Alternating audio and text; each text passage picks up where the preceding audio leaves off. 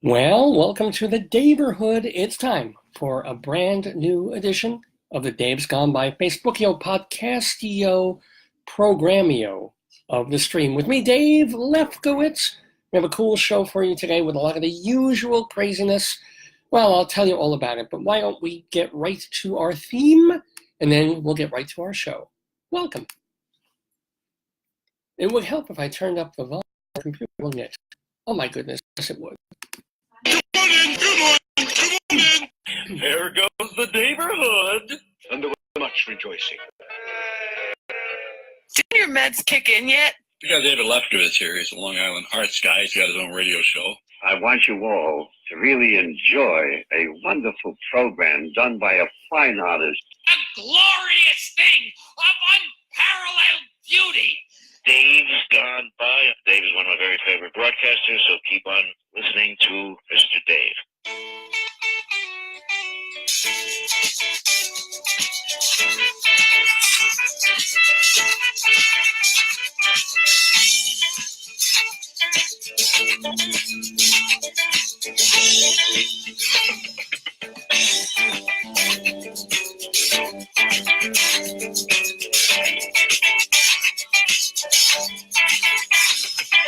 Tropical hot dog night.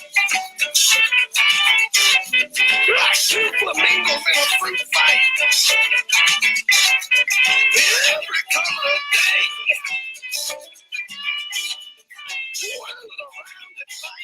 Well, there goes the Daverhood.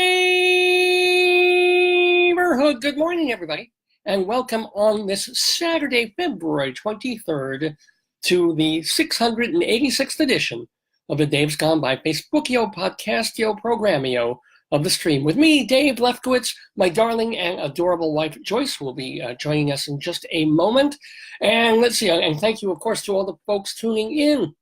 We got a thumbs up already from Tony and my Aunt Bonnie, yay, and Martha as well, and a bunch of other folks. So yeah, keep it here, right here at Radio Dave Lefkowitz is the Facebook page. Ooh, even more thumbs up. This is beautiful. Thank you so much. Because this is how I receive validation in life. It isn't from getting a decent paycheck. It isn't from fame or fortune or anything. It's just basically I'm on social media and people are giving me a thumbs up, and this is why I live week to week. But welcome also to Drew and Jolinda and all the folks tuning in for this. Oh, my, you're looking good. I just saw my wife come into the room, and she's looking very, very nice. She's got her hair combed. That's right. Yeah, very, very. Do you want to go on camera for half a moment or no? She does not. Oh, well. She's going to have her breakfast. This is not my show. This is David's show. It is. The Dave's Gone By program. We're calling this one. Ask Aunt Bonnie if she wants to go to Bottega today. Yes, we've fallen in love with a new restaurant, ladies and gentlemen, over between, it's near Oceanside. It's Oceanside. Yeah, between Island Park and Oceanside or Long Beach or something. But really, it's a cool place, and Joyce told me about it. And she said, "Oh, you like it? It doesn't just have salads." You didn't believe me. Well, no, because Joyce is a vegetarian, and she loves, whether not only loves, but this is what she eats. She eats salads and omelets. Yeah. So any place that she picks, it's got to basically have stuff that she can eat. And if it is particularly good, she'll be like, "Oh yeah, this is really great." And you love it too because you can get meat there. And I'm like, "Okay, yippee, great."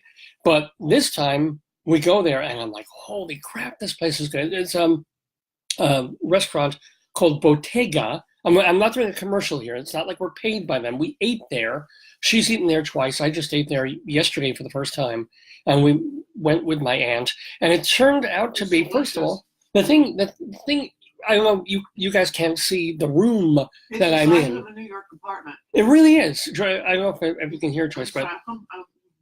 It's the size of a New York apartment. They've got 5 tables in the place, and they do a lot of takeout and reservation stuff. But Bonnie said they have a bigger one in Lindbrook. Yeah, they have a second outlet. I don't know which is the outlet and which is the first one.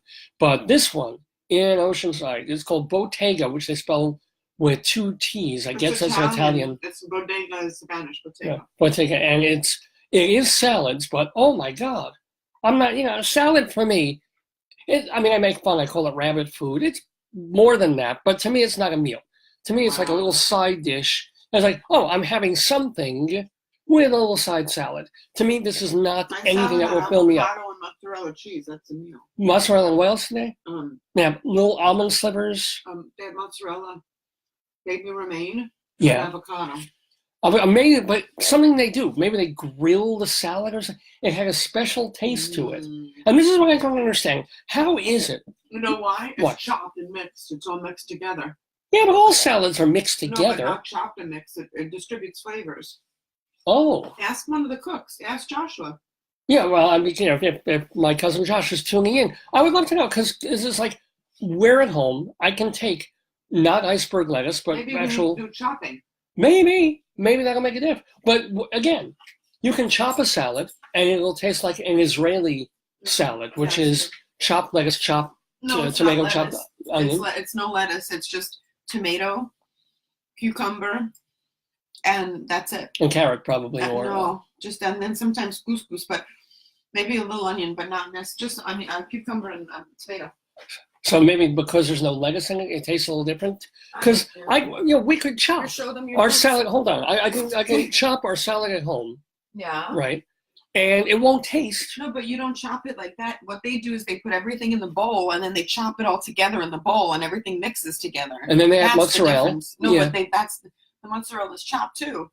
Right. They put everything in the bowl and they chop it. And I think it's that process of everything mixing together that makes it super tasty. Yeah, because you can go and have a perfectly good salad at a restaurant, and then you go to another restaurant, and you order salad is better. So when I go to my 27 dressings, last time I didn't have it chopped. I'm going to get it chopped and this see time the you save difference. it. Yeah. I think it's the chopping. The Maybe. chopping gives more surface area for the lettuce, and everything mixes together. I think it's the chopping. It might be. Oh. Maybe we'll just have to make our own chopping list.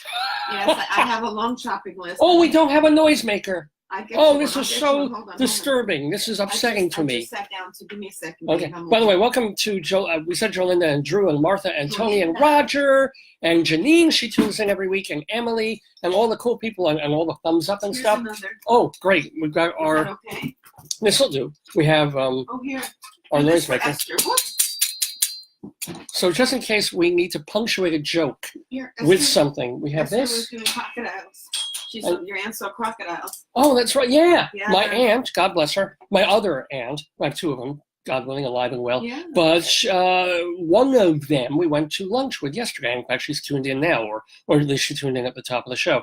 Another is in Florida with her grandkids. And, well, actually her daughter...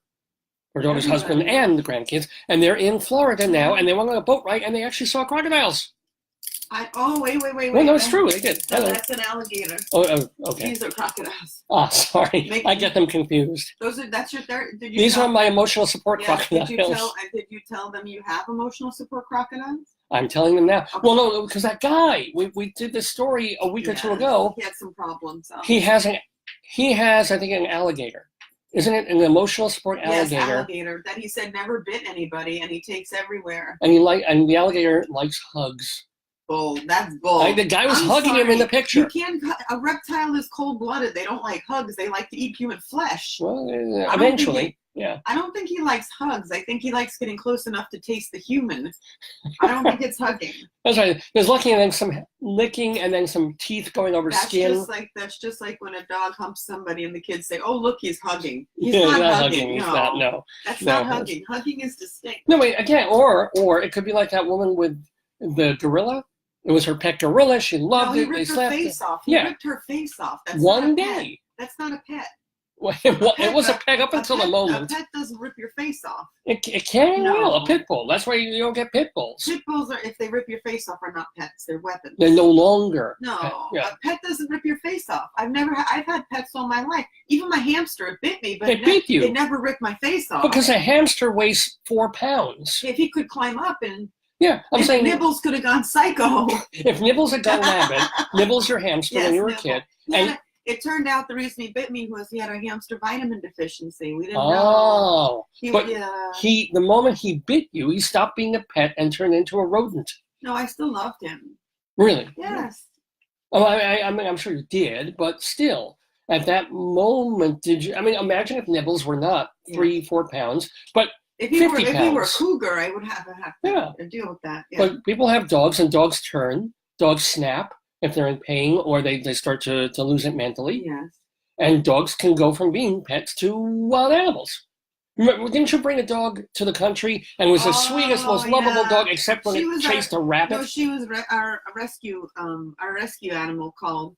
We rescued her called Penny. Mm-hmm. She was a German Shepherd, but she was princess size. She was small, and we took her up the country, and they had a Labrador. And I forget the other one. The other one was small, like very nifty, small size, but both country dogs. Yeah. And Penny went in the woods, and she got a rabbit. Yeah. And then my dad had to shoot it because it wasn't dead. Not the dog, the rabbit. No, the rabbit. Oh, yeah, because and I was like, oh my God, yeah, that was a little bit deliverance. I know that was a little too much. Ironically, it was duck season. No, but I love that country. But at the moment, Penny got that rabbit. Yeah. It was not a pet. It was a dog being a dog. You know, she used to go with me in the woods. I'd put on my snowsuit. I'd get lost in the woods for hours amongst the big trees. The pine trees. It was gorgeous. She was good. Generally. And she found the way back. She knew how to get back to the house. Well, that's not pet instinct. That's animal homing, whatever instinct. I mean, ask Jews in Bergen-Belsen how sweet German shepherds were, you know. I know. But that's because they were trained to be bad by the Nazis. It was the Nazis. Right. But a Nazi couldn't bite you to death. I mean, they could try. Probably. Goring. Hermann Goring could do that, Anyway. Yeah. Funnily enough, I should mention Goring, or Hermann, the German Hermann, because among the things that we're doing on the program today on Dave's Gone By, the Facebookio show, is, yes, kids, gather around. See, these are our children for the day. Beautiful Potato is with us. Story time. Are we doing the dictionary? We can do dictionary if we want. I don't know if we'll really have time, but we can. But even better, we've got, oh boy, something just for the kids. What? Some delightful poems by Hermann Hesse. Oh, nice. So gather around, kids. Oh, that's... Because he's so lighthearted. Is it in remembrance of Holocaust survivor week? Yeah, I guess it would. Well, no, Hesse was German. He wasn't... or Hesse... he certainly was not Jewish. But he had the attitude. He had the misery. Yes. So, kids, if you want to be miserable, gather around. Oh, man. Also on the program, we'll go inside Broadway for some Broadway news and also some reviews of shows. I've been seeing some theater now that I'm back in New York for a while, and I will be reviewing, oh boy, big show, and it doesn't get bigger than this. What's that? King Kong. Whoa. Massive. Speaking of gorillas that could tear your face off. I don't think King Kong wasn't a pet, nor was that a romantic relationship. No. In the Me Too movement, King Kong would have been in jail. Because he grabbed the girl. And yes, he stole her and he kidnapped her. I mean, they did have a love story of sorts, but it was still she was still Stockholmed. Yeah, she was like the Patty Hearst, you know. Basically, the KLA, the Kong Liberation Army. She's like, yes. Well, I did watch that movie, The Planet of the Apes. I love that movie. The original. There was a little violence. The original, and I watched the remake. I saw it. A little violence, but I did enjoy that the apes could overpower the humans. In the remake, do they do the thing at the end with the Statue of Liberty and you? I don't remember. I remember Woody Harrelson was just cuckoo pants in it. Was it him? Who was the actor? Might have been. I don't. He was cuckoo pants. Charles Grodin was in the Jessica Lange remake. Oh yeah. He played the filmmaker who's gonna. Well, we'll talk about King Kong later, but I know it might have been Woody Harrelson in the most recent iteration. Who seems like a good guy but turns out to be a bad guy. And he was very, very bad. Oh, very bad. Wow. Yeah. There were cute little baby apes that did a lot of the hard lifting. They were cute. I wanted one. I secretly wanted one. Don't we all want a secret baby ape? I want an emotional support ape. But the baby ape would have been your size because they were cute. I wanted Thank you, dear. Thank you so much. I wanted another baby ape just like you. Well, you've got something smelly and hairy right here. I know. And you too. And I throw my feces. Yes, I do everything a baby ape does. No, you don't eat bananas, though. I like banana. I can have a banana. But you eat cereal. Baby apes don't eat cereal. I was not good. Can you do sign language and have a kitten like Coco the ape? Yes. Listen, I did sign language in New York this week. Oh, no, I didn't. No, but even I couldn't. No, I couldn't do the monkey bars in gym. I was useless at those. You can't do the climbing wall at the gym. I've never seen you on the climbing wall. Never even tried a climbing wall. How are you going to be a monkey if you can't climb? Ooh. Monkeys have to climb. You would be like a vertically. You would be a monkey who needs an emotional support animal because you can't climb. That's right. I need an emotional support giraffe if I were a monkey. Or some because I could climb up the who neck. climbs well? Like what's a goat? You'd have to have a goat. A goat. Like a pygmy goat could help you up. Yeah. Actually, one of my other aunt, the aunt who is not in Florida, will be hopefully, God willing, traveling to Israel pretty soon. I'm so jealous. And one of the places that she might stay is a goat farm. I think it's a goat city. Do you think? I think the whole city. It started as a farm, Gesundheit, and then they built up. Yeah. And then they had a couple of townhouses for the goats. Yeah. And it became a metropolis. I think people live there. Yeah. And they have, they still have outdoor plumbing. Yeah. But they've got the trees. Goats don't need plumbing. They just go outside. They do little pee-pee paper. Ooh. and basically, people, they have their newspapers delivered now because it's a city, but of course they don't read them; they just eat it. That's their food. The goats do. That's their food. Anyway, this is the Dave's Gone By show. By the way, welcome to. Janine mentioned alligator salad. Okay, I mean I've actually had alligator sausage, which isn't bad. But then again, you can take any meat, you can take sawdust and plastic, and if you put enough spices in it, it'll turn into tasty sausage. So I don't know whether I actually liked the taste of alligator or whether it's just, this is meat in the sausage and I'm enjoying eating sausage. But alligator salad, I don't know about. Welcome to Michelle and welcome to Fred. Oh, that's so sweet. Wendy, his wife, and this is Fred from Friendly, who's been on the show a couple of times. Wendy wants to be your emotional support giraffe. Oh, yes, anytime. So it could be, there should be a thing with emotional support giraffes are us. Since Toys R Us went out of business and Jeffrey the giraffe is probably still looking for work.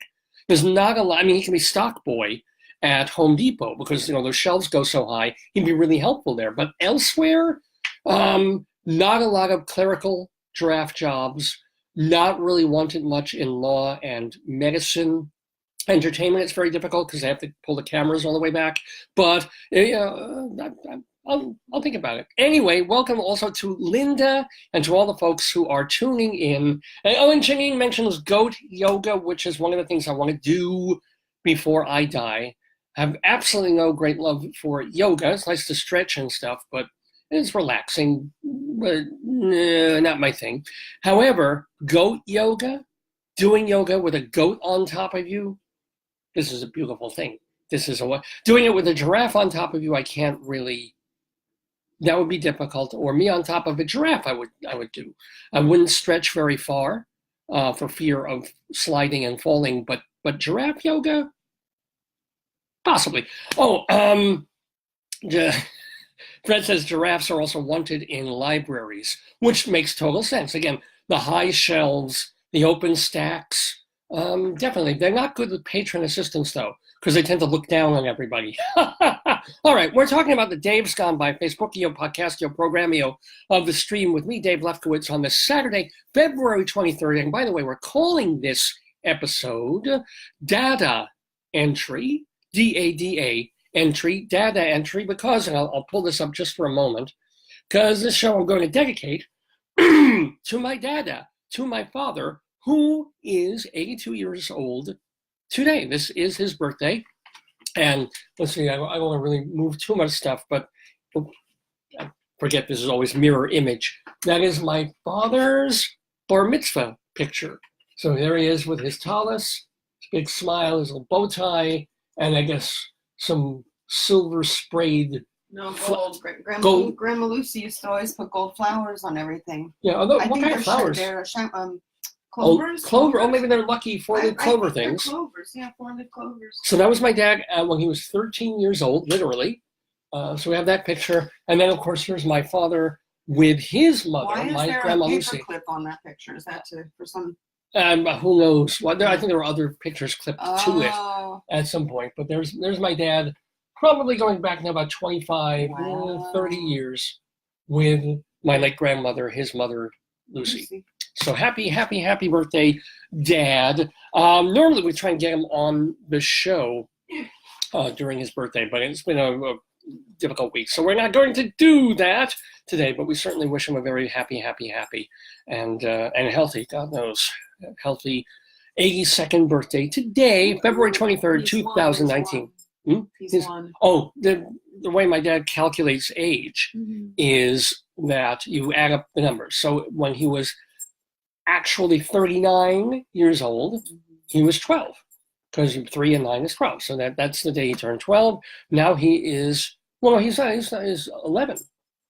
Isn't he? 82. It's 10. It's 1 and 0 is 1. Yeah. So 0, 1, 1 to the lowest. This is why I did not excel in math. You be smarts in the math. This is why my SAT kept me out of Harvard and Yale, ladies and gentlemen, because I got a 540 on the fucking test. That's why you teach English, buddy. Ooh. You speak the good English. 680 on the English. That's not so bad. And this was back in the day before I could have taken Kaplan. I got a Regent scholarship.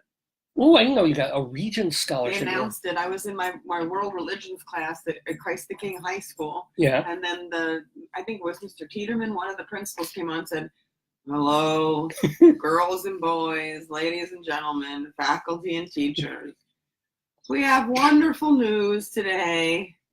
We have some students who receive Regent scholarship. If they could be released from their class and come join me in my office." They didn't announce the names. Oh, wow. That's a pretty nice song. Exciting. Yeah. I could barely tell it sounds like he was really excited. Ladies and gentlemen, boys and girls, brothers and sisters in Christ. Oh. Someone's double parked and the water van can't deliver the water. Whoever has the car with plates, so please move the car. Bueller. Yeah, he was just Bueller. very he had that tone, that monotone. Oh man. Yeah. What was it, Mr. What was it? Tiedemann, you said? Tiedemann. And one time I got in, I didn't come late, but someone gave a late slip to me. They gave my name when they came in late instead of them. And so I went to detention. It was all the detention kids, so, they were labeled. Yeah. And then I went in there and he said, "Joyce, what are you doing here to see me? You don't belong here. Yeah. Why are you in my office?" I said, "I got a slip to come see you." He said, "It's the wrong name. You could go home, go back to your class and continue schooling." Oh, go home with you would have been nice. He was nothing. That was his, and he smoked. He was probably 800 pounds and just smoked. No, maybe. Oh, you could smoke in your office? Yeah, or he was just, yeah. Oh, I remember. He was huge. He was huge. Yeah. Oh, my God. He's like, yeah. That's why he dealt with the detention people, because he was tough. Yeah. And he was. Could have been a little tougher on the. No, wait. Was it the priests at the school that they rumored about? Or the priest? Grammar school. It was Father Keller. He was convicted. He was convicted. Or not convicted or accused. Because in the news now, the Pope and the Vatican is talking about all these priests. What was it? 500 of them. Yeah. Who they juggled the trouble. Yeah. They moved them around the different parishes. So in your grade school. Yeah, I told you. They kept saying. You didn't tell them. Yeah. So they kept saying to me, "Come to the reunion. Come to the reunion." And I'm like, I don't. I'm not a big nostalgic, like seeing people, and I don't like that. This would have been like 40 years after you graduated. Yeah, it was a while ago. Yeah. And then the one boy called Joseph, he was very sweet. He kept calling my mom. And my mom's like, she's like, "I'm not going to give him your number. He keeps calling." And then it turned out that part of what they did at the reunion was look to see if anyone was a survivor of the abuse. Wow. Yeah. And I was not, thank God, that priest ran the choir. And I didn't sing, so I didn't have anything relationship, or go with him. Although when I got a scholarship to high school, so I got full scholarship. And he used to tell me Christe del Rey, or in Latin, Christ the King, that was the name. But I didn't have anything. It was funny, though, because around that time when I did get into Christ the King and I got scholarship, we had a priest who sang folk music. Yeah. And he hugged me on the steps of the church. And I remember all of the people looking. Like, I remember all the eyes watching. Yeah, but back then. Yeah, no, I wonder if they knew. It wasn't him. He was a great. Yeah, right, yeah. And because the hippie priests, the pokey ones, they weren't the ones doing that. Yeah. And the nuns, our nuns were very, watched them. They were very good. But I told you with the nun, we went to Rocking Horse Ranch and we went in the pool and we're all sitting there and the nun was in the pool and a gentleman was trying to pick her up. So she kept calling me. Oh, because she wasn't in her, he wouldn't know. No, she wasn't in her habit. And then, but she did wear a wedding ring because they're brides of Christ, right? So wait. So nuns they can wear a wedding ring. Huh. So I remember him saying to me, Joyce, and she was talking to me. I'm like, "Sister, I want to go." I didn't say, "I promise you, sister." Yeah. I was like, "I want to go with my friends," and she's like, "Come here." And then I think she was trying to get me to say sister, and eventually she kept pestering me, and I was like, "Sister, so and so." And then I think the guy knew, but I didn't realize she kept wanting me to to kind out of her sisterness. Yeah. Why couldn't she just say, "Hi, I'm a nun"? I don't know. I mean, it's a pretty simple thing to say. It's easier to torture the. I was like, I want to go ride the horse, and that's the time when the guy. We had a kid in our grammar school from Poland, and we went horseback riding, and he said he knew how to ride the horse, and he had on elbow pad. Well, he was from Poland. What do you call them? The cleat, not the cleats, the thing you hit the horse. Oh, spurs. Spurs, and he hit the horse, and the horse shot off, and he fell and broke his clavicle.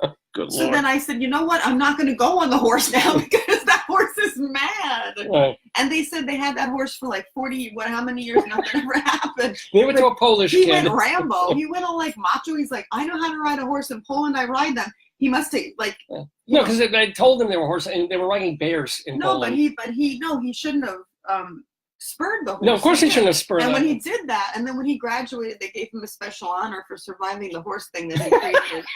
he got a saint. Yeah. Oh. We also said he should get Saint Francis, who's the patron saint of animals. That's my goodness. Yeah. Wow. Yeah. Thank you for sharing. Yeah, I remember that. These are wonderful. I've heard some of these stories before. And I remember one of our friends, she had her first menstrual cycle, and she was afraid to ask for any sanitary stuff, so I had to go around asking everyone. Because she's like, could you go ask somebody and get me a... with the nuns, did they have sex education of that level? The person who taught me sex education in Catholic school was the molester priest. You're kidding me? I swear to God. I'm hand to God. Well, maybe he was just, he wasn't actually molesting. He was just kind of practicing for, because you can't teach sex to a 12-year-old. Oh, my God. Unless you do it with. Unless you're R. Kelly. Yeah.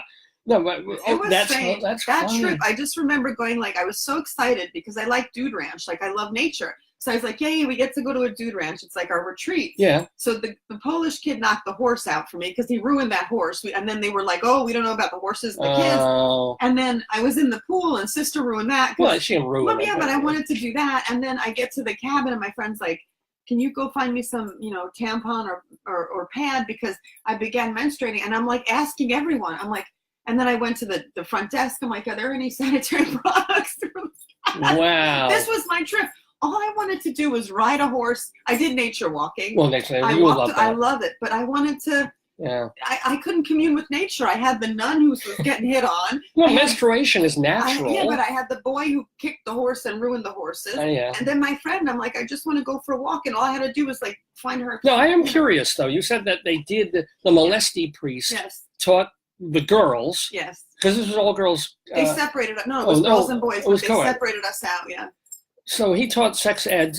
Did they teach any prevention or rhythm method? Or what did they? No, in grammar school. So what did they say? Just don't do it. They did the don't, right? Yeah, they don't do it, and just about sanctity of life and all like that kind of. But that's what they do, Yeah. It was interesting thinking back that it was him. But they taught you what to expect, at least as a girl, menstruating. Yes.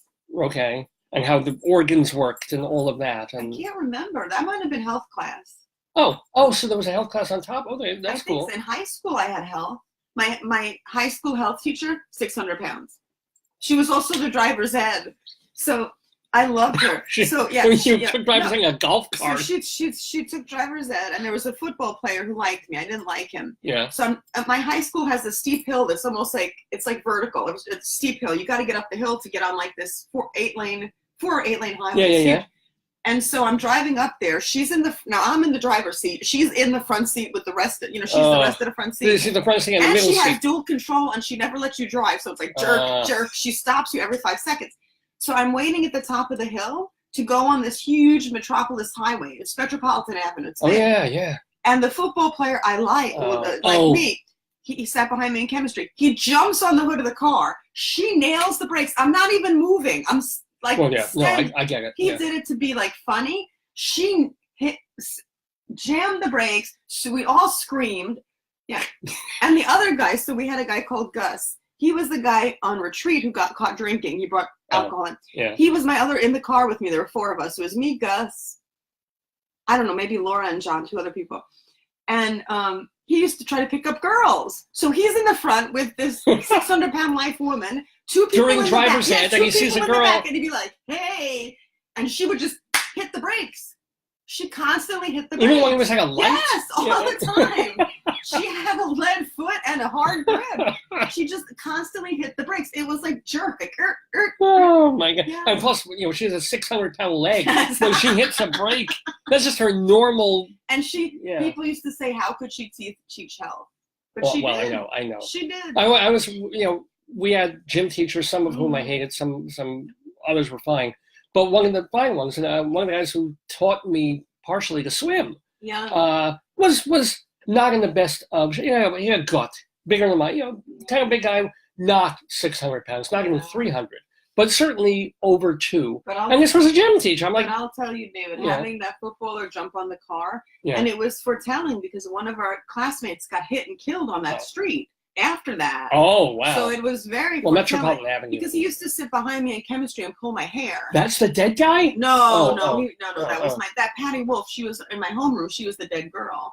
But what a blow for her. We had a horrible, it was just like, and then our school was next to the cemetery, so the religion teachers would say, look into the graves. Like, God. That was my education. You think you had a bad in Hebrew school? I had a bad in Hebrew school, but no, we did not look over. They were dark.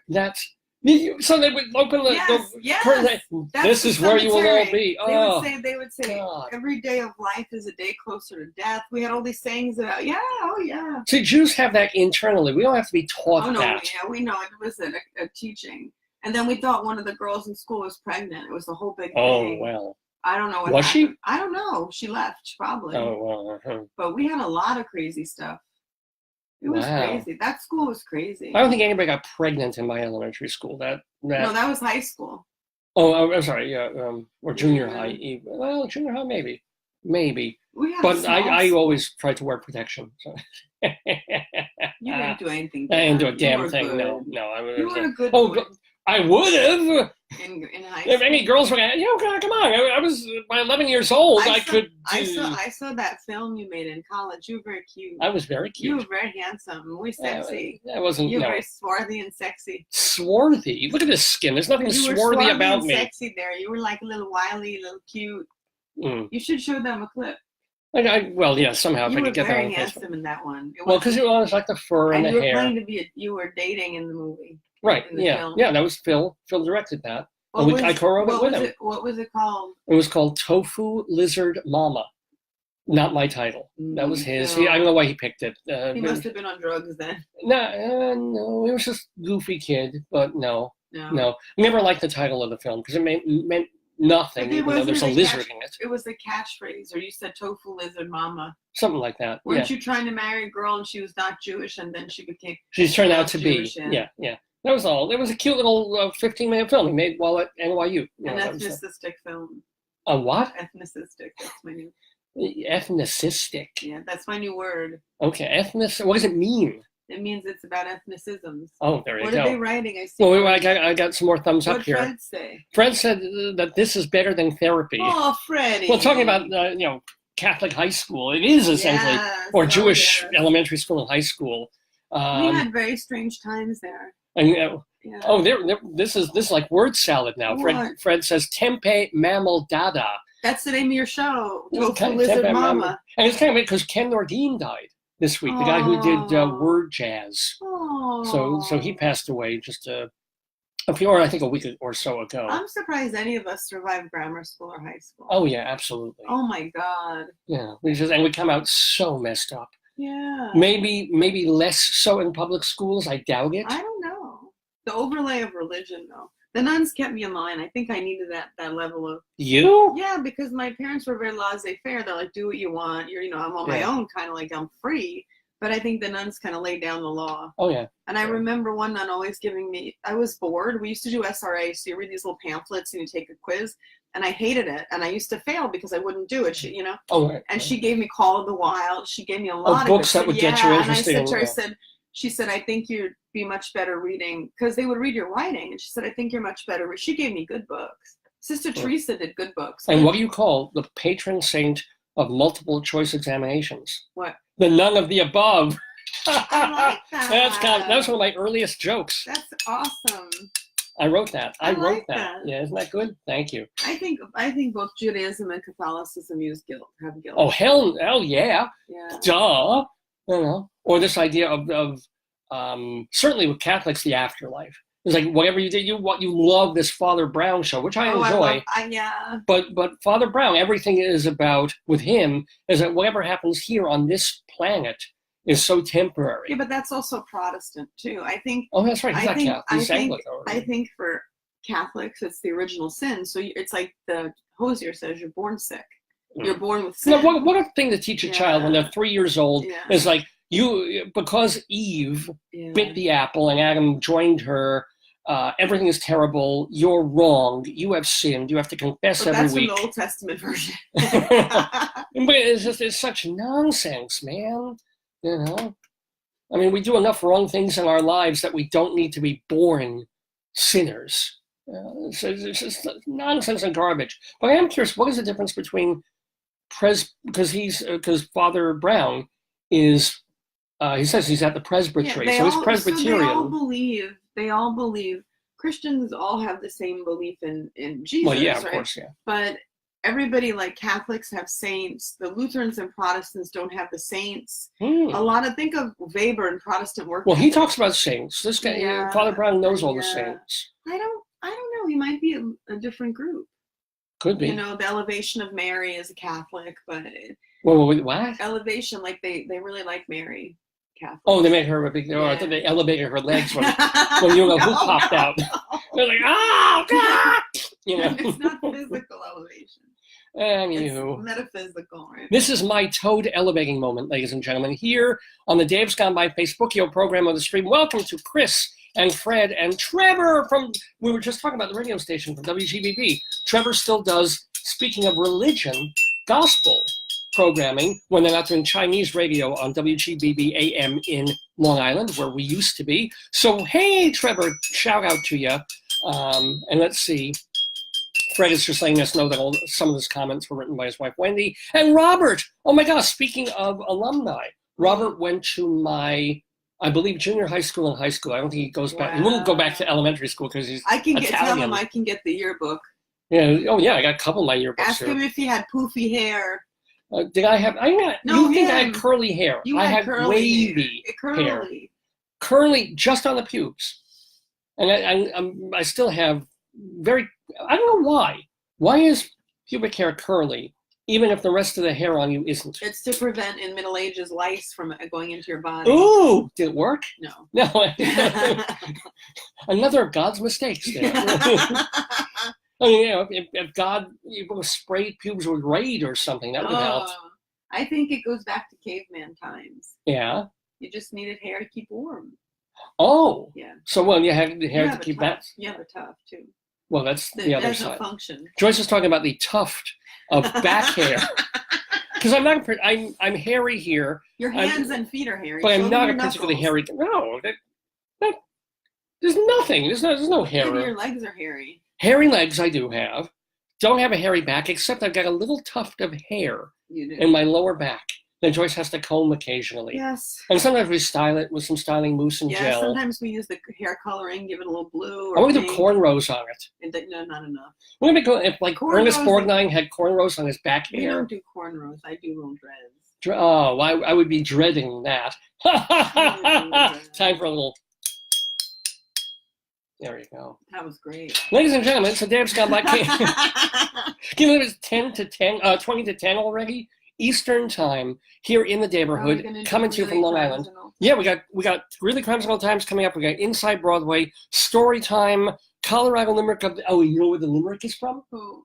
Oh my God. Fort Lupton. Oh, you were right. It's Fort Lupton Day on Colorado Limericks of the Damned. Here, you do it. Such excitement. You got it. Because we'll have a Lupton alert. Now do like. The trolley's coming. Anywho. I wanted to see that Mr. Rogers documentary. I never got to do it. Anywho.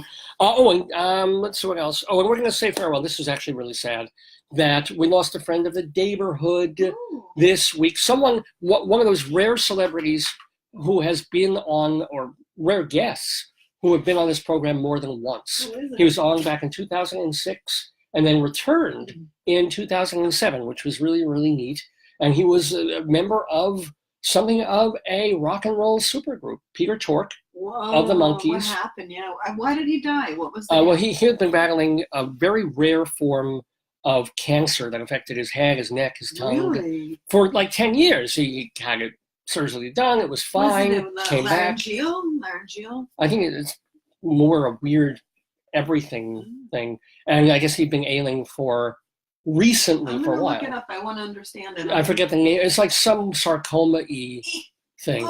But Peter Tork from the Monkees was on the Dave twice. We interviewed him. You can go into our archives, davesgoneby.com, DAVESGONE, davesgoneby.com, to hear me chatting with Peter Tork about, more than 10 years ago when he was on the show. He was at that point promoting his group Shoe Suede Blues, where they play like blues and folkabilly stuff in small clubs. How do you say Peter in Russian? Piotr, Pyotr. But he wasn't Russian at all. It was Peter Thorkelson. It's like Norwegian or Scandinavian or something. Goodbye. Yeah. So anyway, we'll just we'll bid our own farewell to Peter. He was 77, I believe. And it's always sad when we have to say goodbye to someone who was on the program and is no longer going to be doing anything. But he was a real musician. The other ones were actors, it says. Yeah. I mean, they all eventually learned instruments, and they did end up playing on their records. He was trained in the guitar, banjo, and French horn and keyboard. Yeah, yeah. So when the band first started, as a matter of fact, Mike Nesmith said at one point that they put Peter on bass for visuals on the TV show, because Nesmith was more the guitar-y looking guy, and Peter was supposed to be the dorky, lovable goofball bassist. But in fact, Nesmith was really much more of a guitarist. Tork was more of a guitarist than Nesmith ever was. But anywho, more on that anon. And I wish I could play a bunch of Monkees songs for you, but of course, because we're on Facebook and we put this show on YouTube as well, sometimes that we can't play full songs. We have to play. Statement from the Thorkelson family. Yeah.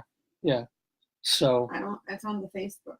But we'll play snatches of some monkey music in honor of the late Peter Tork on Dave's Gone By. It says they want you to donate to the musical arts. Yeah, this is really cool. He was a hippie and to the last, really. His thing was to make it for his honor. Don't send flowers, don't send cards, leave the family alone. Because he had a fiance, I think he got remarried and he had kids. He was married twice. And grandkids. But if you're going to send something, send donations to this foundation that he had, where it would send young women to study music. The New York Times won't let me look at it. Oh, because you kind of probably got to sign in. It says here he was diagnosed with adenoid cystic sarcoma, a rare form of head and neck cancer. Adenoid cystic sarcoma. Remember back in the day when 2009, before I was born, years, when people had adenoids, people don't even say that word anymore. They had their adenoids removed. I don't know what. I find that very adenoying, if you know what I'm saying, and I think you do. By the way, hey, welcome to Chauncey. I haven't seen you in a while, but welcome to not our friend of the day, but I'd love him to be on the show, Chauncey, and then Wayne and all the other folks who have been tuning in to the Daverhood. So let's get the show proper started with what we do every week, thanks to a column that's in our hometown. Well, this is actually our hometown, but our newspaper back in Colorado, the Greeley Tribune. There she blows, folks, which does 2 columns every week about life in Weld County and Greeley, Colorado. We call our segment Greeley Crimes in Old Times.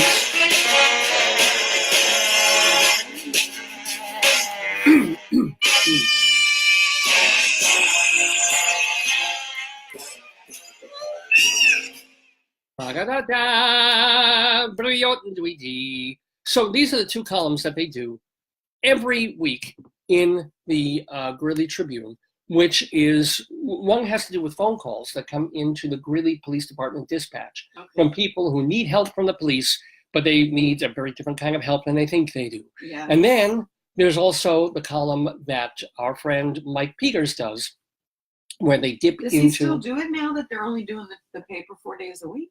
Yeah, well, I think one of the save days, them up, is, and I mean, they still do the paper online every day, but yeah, it goes into the regular hard copy paper, as far as I know, called Greeley 100 Years Ago.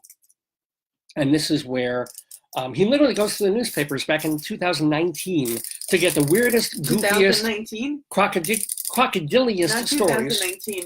I'm sorry, to 1919. For stories that happened back then. Are there any crocodile stories you want to know? Or alligator based? In Greeley? No? Probably not. We usually get chickens and hobos, Yeah, that's as you well know. Or a combination of a what about a hobo chicken? Like if a chicken went on the hobo circuit. Actually, you know, if you don't have it corralled, yeah, right. They might eat them. Or it might get eaten by a giraffe or a bear, or one of those apes. One of those rampant apes. In Colorado, we wrestle cougars. We wrestle bears. Yeah. Well, if I'm lucky if I find a 50-year-old. No, we wrestled. Didn't that kind of cougar. Yeah. Anywho. Isn't it crazy? Don't mess with Colorado. And, you know, yeah. No, it was that guy who wrestled. Was it a bear? It was a mountain lion. A mountain lion came out of it. Colorado, like, geez Louise. You know? Yeah. We have two friends who have family members who got hurt way in deep hiking in the country, and they had to drag them out. Ooh. And then we had the cougar wrestler, and the thing. People in Colorado are toughy. Yeah, well, they got it. I mean, it's more wilderness than New York has been for 150 years. True. So, you know. Anyway, we climb into the wilderness ourselves here on Dave's Gone By with Greeley crimes and old times. Are you ready, dear? Yes. Ready to be criminalized and nostalgized? Oh, yeah. Police responded to, oh my goodness, I didn't realize. This is a Hobo Alert. Uh-oh. Oh, we love our Hobo Alerts. The crocodile's into it. It's a story about a hobo, ladies and gentlemen. And a recent one, police responded to the Meeker House, which is a museum. I like the Meeker House. Yeah. He's the guy who he fought the Native Americans and they slaughtered him. That's the Meeker story. Well, this is the guy that Horace Greeley sent to Greeley, Colorado, which wasn't Greeley then, to settle. Yes, and he settled did. It all right. And he tried to kill some Indians and they killed him. Yes.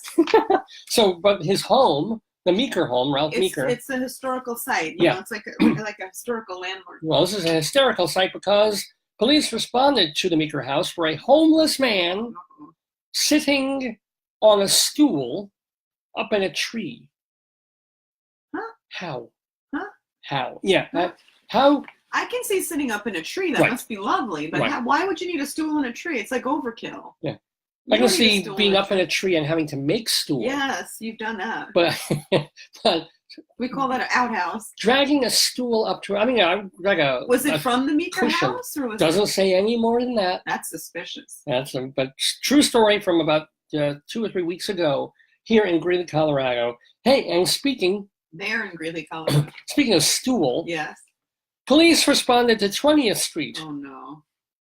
For a dog locked in a pickup for 2 days with feces all over itself.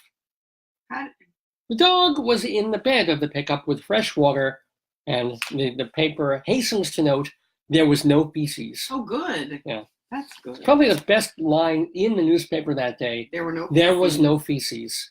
Feces free. Feces is singular, so it won't be there were no feces. There be no feces today. Yes. Yes, we have no fecal matter. We have no fecal matter today. That's beautiful. Yeah, isn't it? If those pictures fall on you, they're gonna hurt your head. They're gonna hurt me a lot. Okay. You know. Then we need special music for this. You didn't play great. Nobody here but chicken. No, but you'll recognize this. Ice cream man, ice cream man. It's too cold for the ice cream man. Oh, ice cream man, ring your bell. Police responded to Wedgwood Court. Where is that?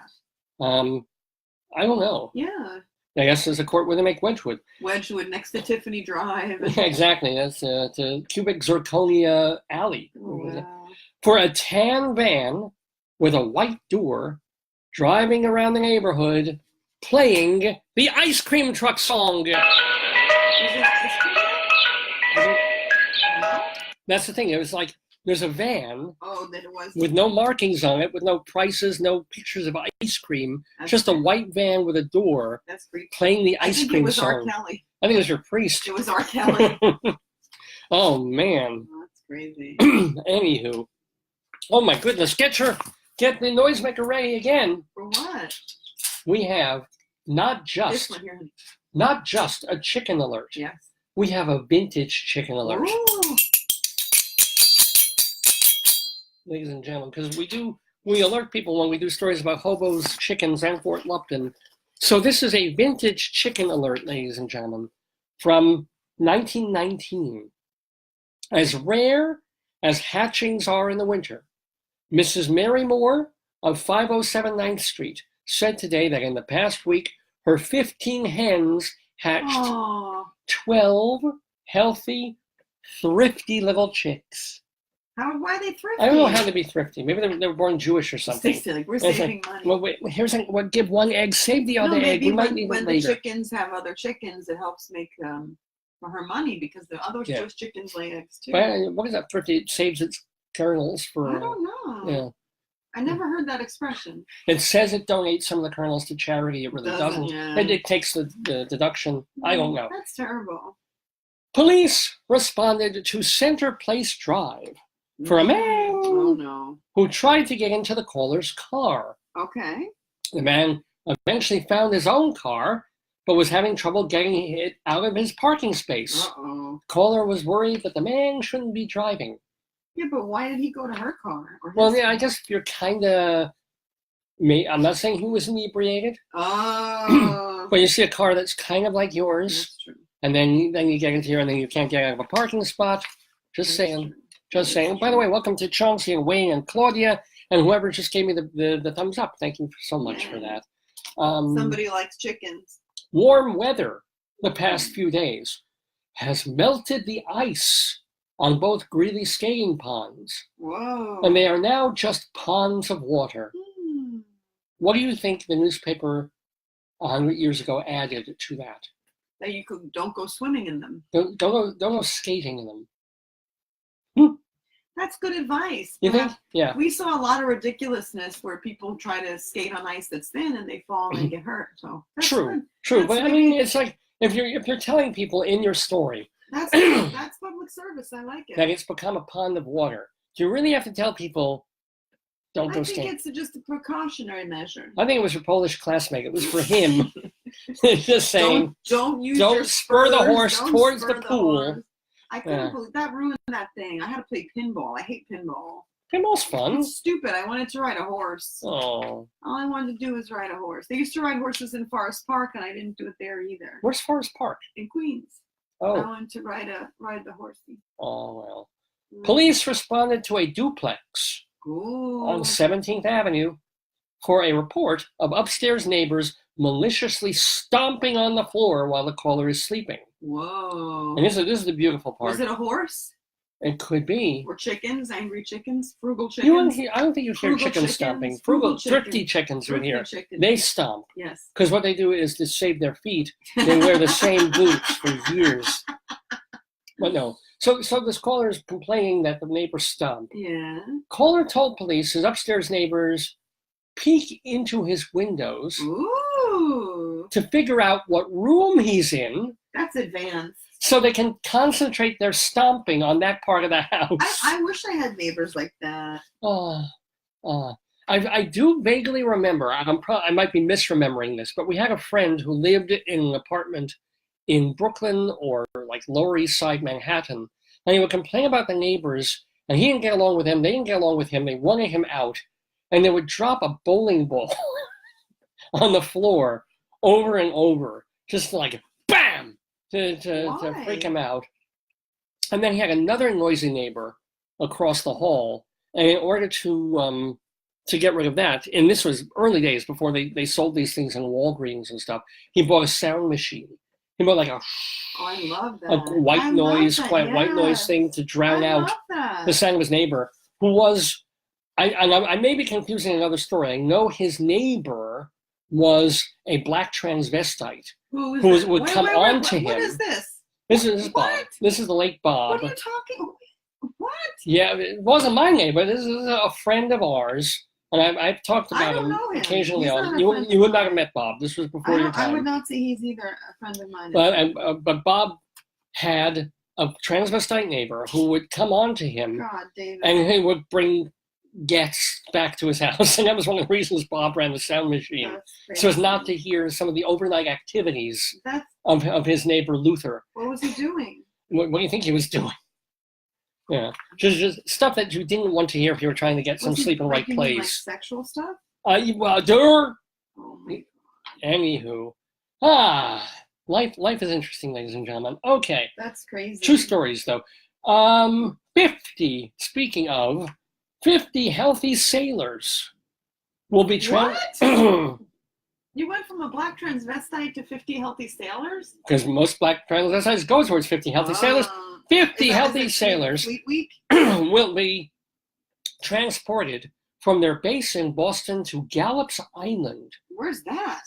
Well, check that. This is what we used to do. This is the American military, ladies and gentlemen. So they're taking 50 healthy sailors back after the war was over in 1919 to Gallops Island. I don't know where that is, where these sailors will be exposed to every variety of influenza. David. So doctors can study the spread of the diseases. I want you to show what your aunt wrote. I wrote your aunt that we miss her. Yeah. Because she's on vacation, and look what she wrote me. Oh, sorry. He is. Why did she? That has nothing to do. She was probably texting somebody else. She wrote me that he's still in the bathroom. My aunt, as we said, is on vacation in Florida, and so Joyce wrote to say, "How you doing? How you having fun?" And my Aunt Esther texted back, "He is still in the bathroom." No, first she said she can't wait to see you guys, and then she said he is still in the bathroom. Maybe she's talking about potato, because the potato that we gave her is in her bathroom. Makes no sense. I know. I realize this. I don't get it. I know. This is my aunt. Why are people? Your whole family's obsessed with toileting. Yes, we are. Literally today, come to think of it, but yes. Yeah. But anyway, that's kind of cool. Speaking of toileting, I wrote back and said, "Huh." I mean, we talk about, of course, the Tuskegee airmen, but here they were taking healthy, I assume mostly white sailors, and putting them on an island and giving them the flu. Oh. This is what they would do. They expose them to various strains of the flu. So this is our military at work, ladies and gentlemen. That's called germ warfare, right? Really is, to our own people. Esther said, "Sorry, it's not for me." Not to get too serious here. The Bates Music Company on 9th Street is having a Valentine's sale on their Victor records. For 85 cents each, you can get songs like "The Worst Is Yet to Come." There's a Valentine's Day tune for you. "Can You Tame Wild Women?" Ooh, I like that one. Women is spelled WIMMEN. Really? Yeah, this is years before they started putting the Y in there. Wow, Women. I never heard of Wild Women by Billy Murray, who was actually a very popular singer back then. And "Don't Let Us Sing Anymore About the War, Just Let Us Sing of Love" by Harry Lauder. That sounds like a long title. And this is from the Bates Music Company. So if you want a record, an RCA Victor record from the Bates Music Company, just do it not to the mother, but to the son. Address your envelopes to Master Bates, 831 9th Street, Greeley, Colorado. I'm sure it still is in existence. Well, I wonder if Lauder became the heir or the scion of the Estee and Harry Lauder, or whatever, Ron Lauder, that whole family. I don't know if there's any relation there.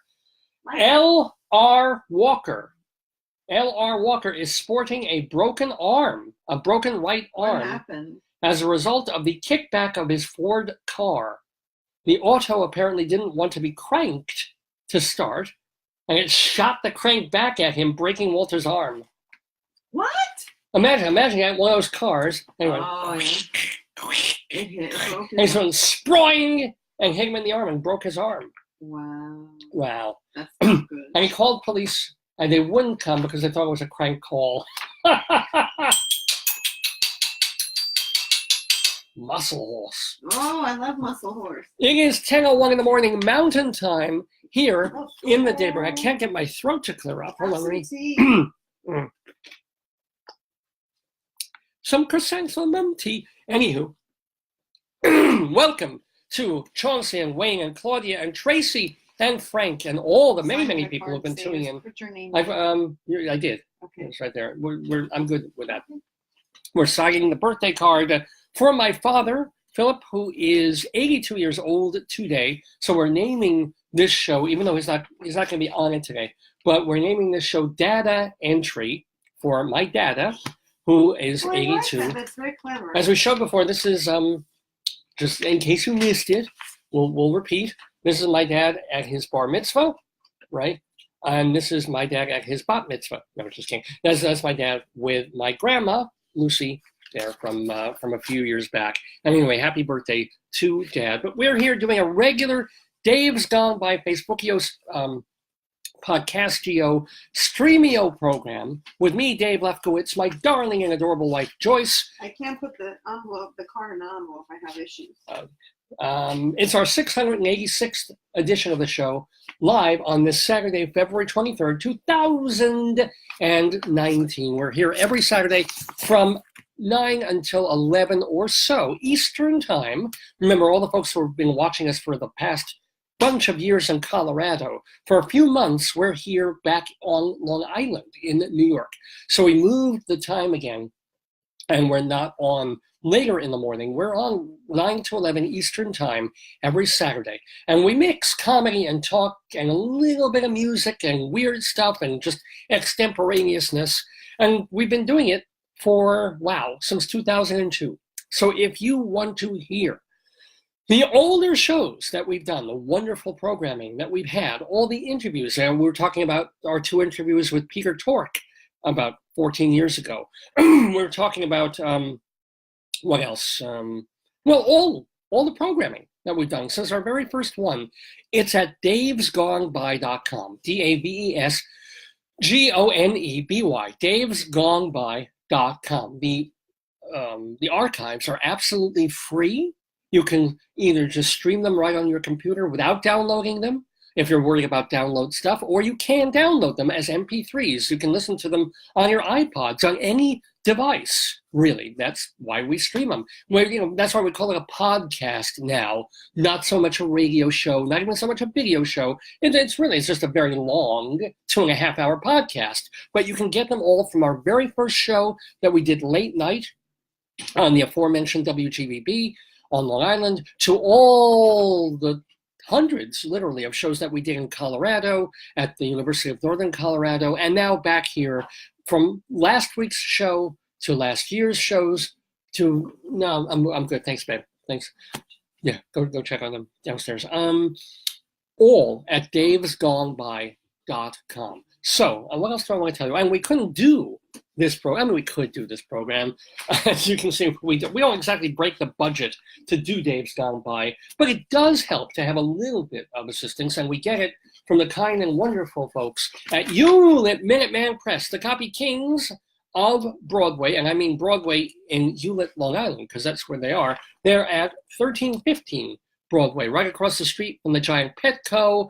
They're very close to, the Trader Joe's that we have. They're across the street, actually. And then they're about 3 blocks from the Long Island Railroad Hewlett Station. Why should you patronize this particular Hewlett Minuteman Press as opposed to the Minuteman franchises all over the place? Because the Torong family has owned and operated this Minuteman franchise since the mid-1970s. They do quality work. They're great people. I've known them long before I was doing this program, but they've been sponsoring us since our very first show. They can help you. Actually, I shouldn't have put that away. Let's see.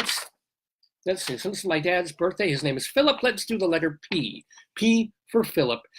These are just things that they can do for you, for your business at Hewlett Minuteman from the letter P. So let's take a P, shall we? Okay. Packing and shipping pads. So if you need maxi pads, they've got them. Padding, party invitations and accessories, pencils, pens, and they can also personalize them, of course. Perforating, personalized stationery, photo business cards and photo invitations, placards, place cards, plastic business cards, plastic cups and post-it notes, postcards, posters, presentation folders, price lists, programs for weddings and theater programs. I've done my theater programs with them, promotional materials and purchase orders, much, much more. As I said, that is solely the letter P of what they can do for you at Hewlett Minuteman. Plus, the really cool thing is if you tell them Dave sent you get 10% off any job, big or small, whether we're talking about single-sided black and white copies, to color double-sided copies, laminated different kinds of paper, large-size paper, flyers, posters, balloons, wedding invitations, holiday cards. They have it all. Hewlett Minuteman Press. So give them a call. 516-569-5577. Area code 516-569-5577. Hewlett Minuteman Press. They are the copy kings. And I do feel like a king every Saturday when I sit here on my throne. See, I even have royal plush pillow. I should probably put it under me rather than behind me, but same difference. Oh, let me just get that there. So much more to do on this program. Just making sure that everything is perfect, everything is properly set up, because we've got fun stuff to come on Dave's Gone By. We will have story time for the kiddies with some incredibly depressing Hermann Hesse poems. We also have our Colorado Limerick of the Damned, where we will go to wonderful Fort Lupton, and we will say a bit more of a farewell to our friend of the Daverhood, Peter Tork of the Monkees, who passed away 2 days ago. But before we get to all that, lots to talk about theater, because I'm an actor, a director, a playwright, as well as a theater critic and journalist, and have been for 3 decades now. So I love sharing about the theater. I love talking about Broadway, and I do that every week on Inside Broadway.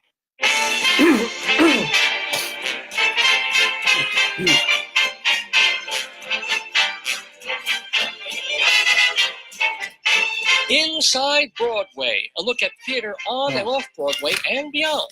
Brought to you by Total Theater and Performing Arts Insider. Curtain going up.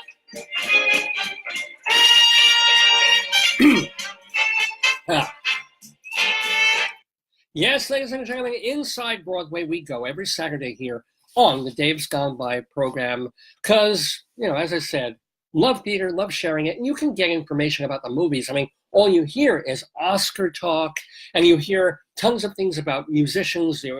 R. Kelly's in the news every day, and Beyonce and Rihanna. Yeah. But let's talk a little bit about something that we totally love, the theater. And I'm getting thumbs up. Yay! Happy thumbs up about talking theater with you. People love the theater, David. Well, they should. If they don't, they should. And hopefully, by doing this, it convinces people. Is there anything you want me to love? I didn't get to. Sorry, there was something I didn't get to in Greeley Crimes all times, but it's okay. I'll save it for next time. You sure? Because, I want to go inside Broadway, and, boy, it was a combustive, propulsive week in the theater, ladies and gentlemen. Fires in the hole! Last Saturday, manhole fires outside the off-Broadway New World stages. Oh, you said that, yeah. Yeah, it was on TV and everything. Caused the venue to cancel 4 shows, including Avenue Q and The Play That Goes Wrong. These are both Broadway shows that ended up moving off Broadway to New World stages over on 50th Street. One attendee posted on Facebook, quote, "As we were entering the building, there was a big boom. No idea what it was, but they kept letting people in." Oh, God. Hey, the theater's on fire. Did we learn nothing from 9/11? We had a restaurant fire when Diditi and I were eating, and they didn't close the block down. There was a restaurant across the street on fire, and people are like all along the block eating. I'm like, maybe we should get. Well, how are they smoking the meat? I mean, I would think there'd be more concern, right? Well, but right when the show was supposed to start, they announced they had to evacuate the theater. Now, meanwhile, this week, and that same day, I think, in San Francisco, and you're going to love hearing about this, at a battle scene in a little musical called Hamilton, a woman had a heart attack. Oh, no. Yes. John Manuel Noriega, it's his fault. He's killing people. Joyce hates Lin-Manuel Miranda. I don't know why. No reason. I went into Barnes & Noble to look at yogic and meditation books, and he wrote one. Everywhere. Yes, he's literally ubiquitous. Yeah. I think he's cloning himself. I don't like so he can be everywhere at once. He's not my friend anymore. Well, Lin-Manuel Miranda, he wrote this musical called Hamilton. Well, a woman going to Hamilton in San Francisco, there was a battle scene going on stage with, I guess, gunfire and stuff. She had a heart attack, and people thought around her then that the gunfire was real, that somebody shot her. Oh my God. So people freaked out, and then there was a stampede. So at the exit, 3 people were injured, including a woman with a broken leg. And how does a woman getting out of her seat get a heart attack? I would sue. Wouldn't you sue? Like Well, Lin-Manuel Noriega broke her leg. he didn't personally break her leg. I think it was the actor playing James Madison. He just went up there with a rifle butt and smacked it in the melee. But anyway, it's rather exciting times extraneously at least, in the theater this week in both New York and San Francisco. Now, speaking of big and, I don't want to say combustive, but certainly something that is huge and something that is spectacular in many senses of the word. I'm doing a couple of theater reviews on this Inside Broadway segment. But yes, this week I went to see the big Broadway show. I'm sorry, I'm trying to find the playbill here. There it is. King Kong. King Kong. There he is, big old shadow of a ape. And they don't want to give it away. Very, very wisely, they just use this silhouette on the playbill cover because they want people to go see. Does he look like an ape? Well, it's an ape No, but figurine. in the show, is it believable? This is the deal, man. I mean, it's a musical, right? And it's the story of King Kong. Is he wearing a little dress, a frilly dress? Oddly enough, he's wearing a diaper. No, I'm kidding. Does he doo-doo? No, he doesn't. That would be a hell of a scene if King Kong took a dump on stage. Remember the horse we saw in Florida? He did it. It's not an actual ape. It's not a therapy ape. It's not a trained ape?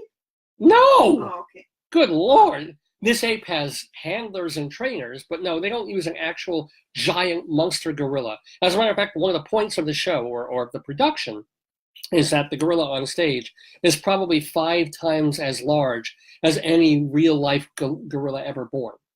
So they tell the story. They tell the rather stupid story, at least in this production, of King Kong. We've got this woman. She's an actress. It's the 30s. She's on bread lines. She comes to New York, wide-eyed. She's got the suitcase. She thinks she's going to be a singer-dancer, can't get any jobs. And so she's one of these people who goes into a diner, orders ketchup, mixes it with water, that sort of thing. And then they're rude to her. So she is rescued by this con man / filmmaker who says, come with me. I'm going to make you a star. I need the right actress for this film. And we're going to go to this place on a ship with all these people and we'll make a movie. And she's desperate enough and hungry enough to be, and for her life to change and for something amazing to happen, that she says yes. So amazingly, he manages to commandeer a ship with all these stewards on it, with a captain, without telling them the coordinates of where they're going. We're supposed to believe that he pays a ship captain enough to go out into the sea without any actual directions. Where are they actually going? We all know this. Skull Island. And in Skull Island, first of all, there's weird Oz-like flying monkey creature things. They're not monkey. They're more like, they look like rejects out of Disney's Tarzan, leaping around and haunting them. But finally, about half an hour in, we get into the heart of the story where they discover or are discovered by the biggest friggin' gorilla you ever saw in your life.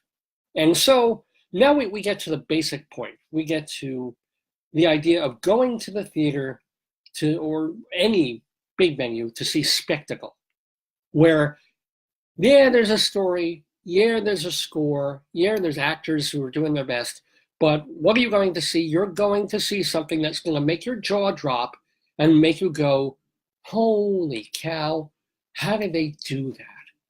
And on that score, I will say, King Kong succeeds tremendously. I'm not going to be one of these critics that, it's a sucky show, and they throw the ape at you, and the music is not memorable, and the lyrics are not always great, and then the story really is very stupid. But, I will tell you right now, when the ape comes on, and you see not just bigness, but the expressions in the eyes, the way the face moves, little things like when the ape is wounded, and you see like wound on the arm that's glistening, and it's just every single aspect of the way that animatronic or whatever the hell you're going to call it, puppet, is a friggin' enormous puppet, but it's staggering. You love him? He's amazing. And I use that word not with qualifications. You are amazed watching that big gorilla in King Kong. And you can see in black the people pulling the levers and pulling and running around him and making sure everything's correct. You don't mind that. That makes it even more spectacular in a way, because they're controlling something that you would think takes 200 people to control. Probably when they were building it, it took 200 people to figure out how to make it move and how to make the eyes go and this. So, wow. And they, it's not as if they just bring him in for a little while. King Kong is out of this 2.5 hour show, or 2 hours and 15 minutes. He's probably on stage a good 45 minutes of the show. So they give you your money's worth in those terms. And I'll say even this, that even without King Kong, in the first scenes, there is spectacle. There's projections that they use. And I've never seen better, more effective projections than on this show. And I remember, oh my gosh, excuse me. I remember back in the day seeing production of, of How to Succeed in Business Without Really Trying, and finding the projections distracting. It was with Sarah Jessica Parker, actually. I think Matthew Broderick. And at one point she's singing Happy to Keep His Dinner Warm. And they're showing the suburb that she lives in. And they're panning and zooming in past the streets, past the avenues, towards the little house. And you're watching it and you're trying to concentrate on Sarah Jessica Parker doing the song. And instead it's just all this motion going on and the projections all around and behind her. And it was too much. We've gotten so accustomed to this now that we're used to projections and things. I remember the projections in the musical version of Ghost being very effective as well. But here, oh my goodness, it's almost overwhelming, the presence of them, the background of New York that you get. And plus when they bring the cranes in and the look of New York very much under construction and industry of the 1930s. The look is spectacular. And it's spectacle all the way through. So yes, it's a ridiculous story. And they build up the Anne Darrow character, not to make her Fay Ray-like, as in the movie, of this damsel in distress who's just there to scream. She's played by a talented actress named Christiane Pitts, who can really sing and is a good actress, but they give her something that even a good actress can't handle. So she's spunky and she's plucky and she's got a heart and she falls not in love with King Kong, but she understands, she empathizes with this ape that saves her, that rescues her from a big giant serpent attack earlier in the show. But what happens? The con man, cameraman, somehow in about a minute convinces her to leave all that empathy behind and drag the ape back to man and appear with the ape on stage in New York as a captive thing. And just like that, and they try to make that convincing in the sense that what she knows, hunger and poverty and starvation and what it is not to be famous, she doesn't want to live like that anyway. Sorry. I don't buy the quick change of heart. There's so many things while you're watching it are like, no, we don't need a song here because it's got a ballad-heavy second act. So many things that could have been fairly easily improved and worked on. Because it wouldn't be a bad show. It's not a bad show at all, but it could be a much better show overall, ape or no ape. But of course, as soon as you start to think about, we don't need this, and let's get back to the story, we don't need a song here, and then boom, there's King Kong again, and we're like, holy moly. So do I recommend King Kong, even though I can give it legitimately, as a critic, only 2 3/4 stars? Are you going to add a star to see that monkey? Damn right you are. Would I pay $200 to see that monkey? No, I won't pay $200 to see anything. But $50, get that half-price ticket. Well, half-price tickets are probably $100, but you know what I'm saying. If you can get a ticket to King Kong and you want to be dazzled, because as a critic, I'm concerned with how's the acting, how's the storytelling, how's the writing, how are the lyrics, how are the music, and we don't sometimes want to pay attention to the very basics, that thing that we remember 25 years after we see a show. We don't remember the dialogue. We don't necessarily remember the aspects of a performance. We remember what a show looked like and what it felt like And whether we were moved or whether we laughed a lot or whether we were dazzled by it, in this case, it is a dazzling show, and I will remember that ape for the rest of my life. So do I recommend that experience? You bet your ass. I do.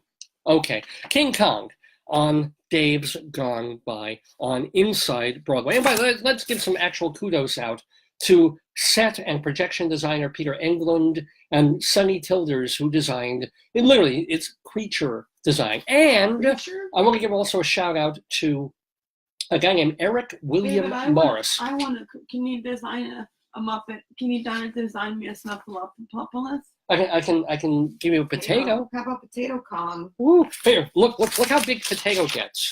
Dum dum dum dum dum dum dum dum. Oh my God, he's huge. He's bigger than the frame. Ketchup. One ketchup. That. Oh. That's scary. I was scared. I watched the movie Mission Impossible last week. Oh, really? This was more. Where did you watch that? Oh, I had to show it. Okay. It was fun, actually. But before I forget, what's his name? Eric William Morris. He plays Carl Denham, who's the guy who drags Ann Darrow or convinces her to come to Skull Island, to come back to New York with the ape. And he is terrific. He is really a find as a marvelous Broadway voice. He seems like one of those people, even though he's liked, he wouldn't have to be, because he's got the kind of Broadway voice that would carry. So look for him in other things as well. Eric William Morris. Well, anyway, some actors are represented not by Eric William Morris, but by the William Morris Agency, who are, you can find out in this magazine, Performing Arts Insider the Bible of Broadway. Since 1944, Performing Arts Insider is where people in the entertainment industry turn to find out all the shows on, off, and off Broadway. More than basic information, incredibly detailed information. For example, look on this one page, a guide to the entire Broadway season, all the shows that are still running from years ago, plus all the shows that are opening in the 2018-19 season, and then already shows that are on track coming up in 2020-21, for example, or 1920. 1920? 2019, 2020. Like a show called Tea at 5, the musical Moulin Rouge, and a revival of West Side Story. Those are coming up next season. Broadway theaters and their tenants. These are all the theaters on Broadway. There's about 40 of them. And where they're located, who owns them, is it Joe Jamson, is it Niederlander, is it Schubert, how many seats are in them, and of course, what shows are in them when they're opening and when they're scheduled to run too. And then we run to the next page, a guide to all the press agents, the folks who handle all the shows on, off, and off Broadway. Well, these are just Broadway listings, so you can contact, let's say you want to know who is handling Network with Bryan Cranston on Broadway. Well, it's Polk and Company. Here's their address. Here are the email addresses of all their agents. If you want to find that information or get house seats or things like that for Network, these are the folks that you contact. Day by day, Broadway. When these are the shows that are currently running, this is when shows are starting previews or opening or closing from now until the end of time. We've got end of time. Day by day off. What show's running for even Cats closed? I mean, even Cats go. Phantom running. Phantom may run till the end of time. Probably it'll be around long after I'm dead. Phantom and the Opera will still be on Broadway. Well, the opera is here, and who'd be in it by then? Probably Justin Timberlake will be playing. Wow. No, it'd have to be one of the. It would be like Tyga, one of the, the rappers or something. Yeah, or someone like who's an infant, someone who's on Nickelodeon, or like a baby. A 10-year-old now will be the Phantom then. Maybe yes, the baby. And then the same woman will still be playing Madame Giry. But anywho, we got off and off Broadway. This you can't get this anywhere else. Every single show playing in New York when it's previews, opening, closing, off and off Broadway, and then the heart of the magazine. This is where it gets really amazing. Look at all the information about every single show on Broadway. This is all of this is about crazy. Anastasia. Really? All of this is about Book of Mormon. all the Not people the whole involved. page, just the section. Just this section, but all the dates, the location, the designers, the actors, some special trivial information about it, the producers. Do you have the gossip page anymore? When we have time, and it's not really gossip. It's more like, hey, this show is probably coming to Broadway. I like that part. Yeah, I like that too. A lot of times there's no room because there's so many other shows. Because we do this for Broadway shows that are currently running, shows that are coming to Broadway. Whoa. Like there's a revival of All My Sons that's starting in April. Beetlejuice is happening in April. How do you know that for sure? How do you know?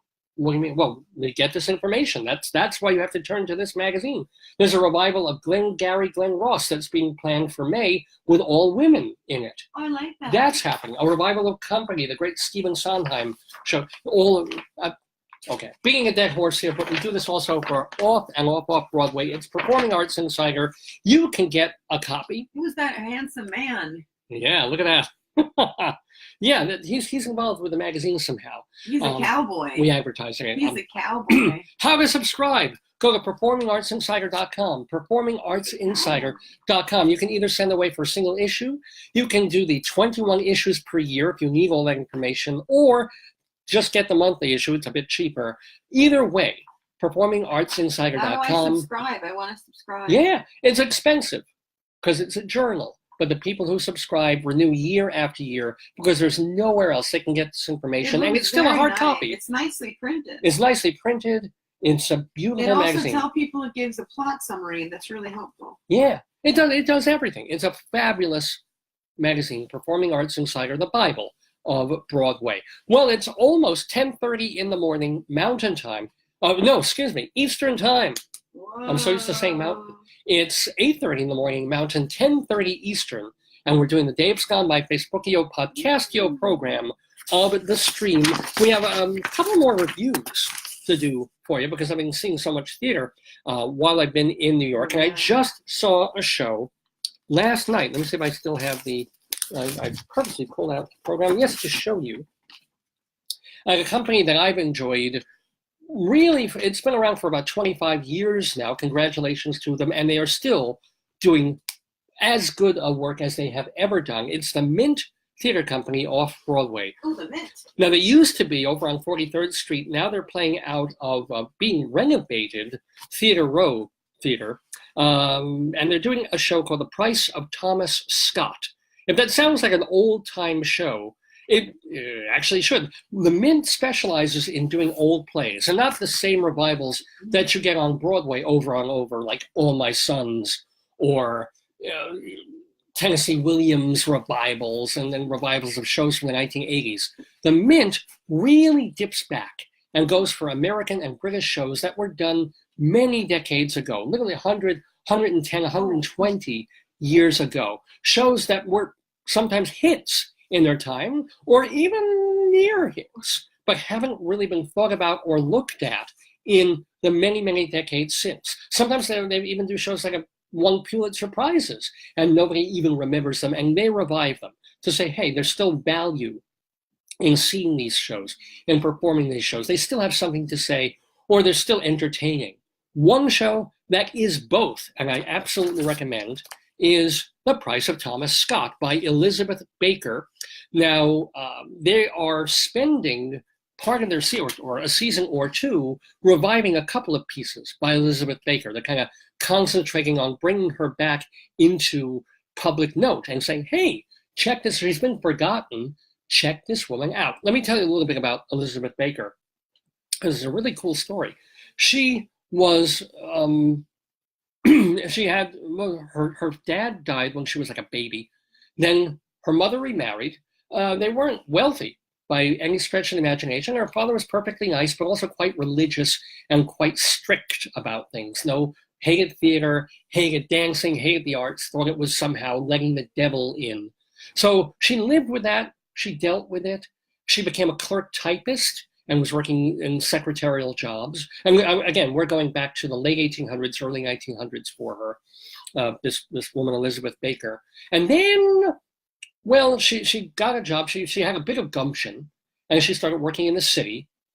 and started seeing theater because Harley Granville Barker was doing some interesting things in a big theater over there. And this is when George Bernard Shaw was turning out plays every year. And she started going to the dreaded evil demon theater. And her father was right. She got hooked. It is addictive. She fell in love with the theater, started going all the time, and started to write plays of her own. Her first play was called Chains. It was produced and it caused a sensation. She just sprang out of nowhere. And one of the fun things that you learn about, it's not actually fun, it kind of tells you the tempo of the times, was that when she first started writing, even years into her career, they still comment upon how not just down to earth she was, but how she dressed very poorly, meekly. She was almost out of her class in getting these plays done. And here she was, still a little mousy typist, that she wasn't of a certain echelon that you would normally see writing plays. But she had that success with Chains, which led her to write many other plays, including this one, which is what they call a problem play, not in the sense of a Shakespeare problem play where the play itself is problematic. When we think of maybe A Winter's Tale and Merchant of Venice as being problem plays because when you watch them today, you have kind of problems accepting the plays the way they're written and the plots and stuff. No, this is a play, and Shaw wrote a lot of these, where a problem is grappled with. The characters are there, and they're full-blooded, they're believable characters, but they're essentially there to almost have a debate about something, where something is affecting them, they're grappling with a problem, and it's not easily solved. It might be seemingly easy to reconcile something, but it turns out that emotionally and morally, there are deeper layers. And that's exactly what this play, The Price of Thomas Scott, grapples with, by Elizabeth Scott. And it's sort of I wouldn't say it's autobiographical, but the plot tells of this young woman. She is a charming, attractive young woman, but she's stuck. She's stuck working in her family's millinery. They make hats. And she doesn't even get to make the hats she wants to make, which are fashionable and frilly and froofy. She has to make these churchy, kind of black, subdued colored hats. And by the way, kudos to the costume designer, who is the costume designer on this? Hunter Kazarowski. Oh, I wonder if that's Peter Kazarowski's kid, because he's a lighting designer. But anyway, Hunter Kazarowski made these hats that perfectly show. Excuse me. Excuse me. Talk amongst yourselves.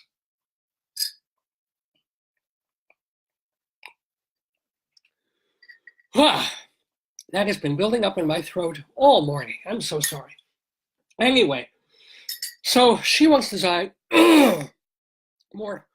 Pardon me.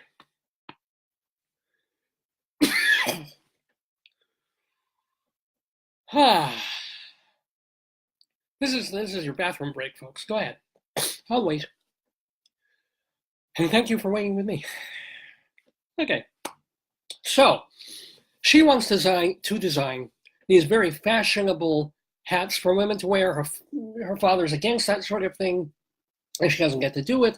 So she is really just stuck in this job, and it's worse even because they're barely even making a living. This hat shop is just scratching by.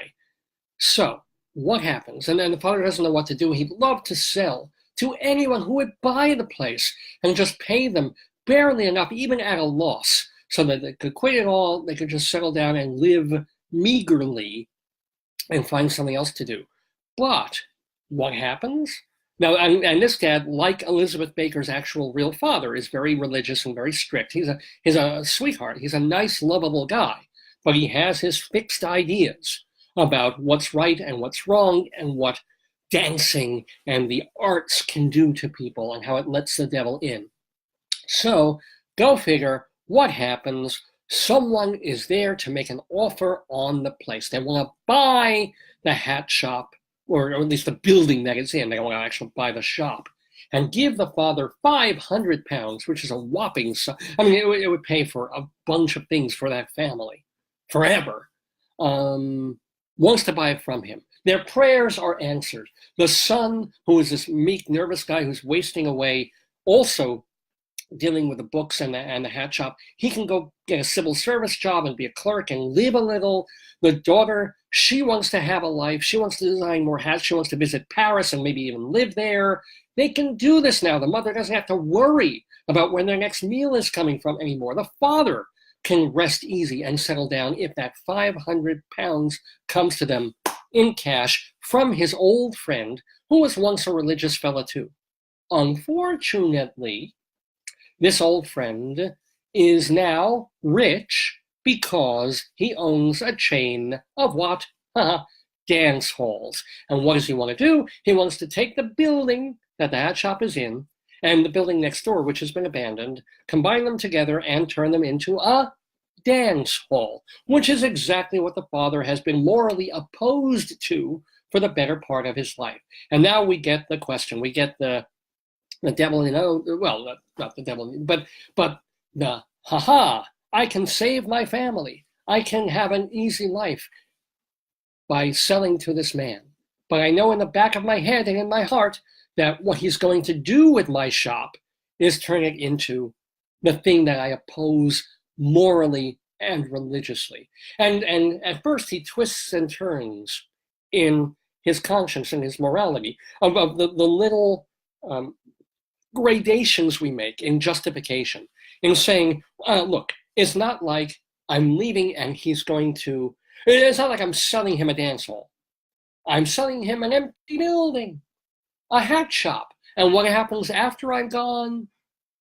Don't you think it's not me? I'm not selling to a dance hall guy. I'm just selling to an old friend a building. And stuff happens to it later. Not my business, not my problem.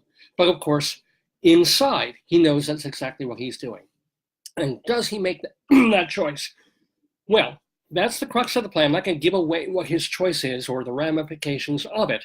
I'm just going to say that, it sounds like a simple premise. Sorry again.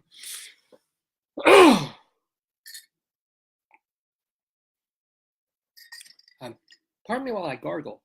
This might help.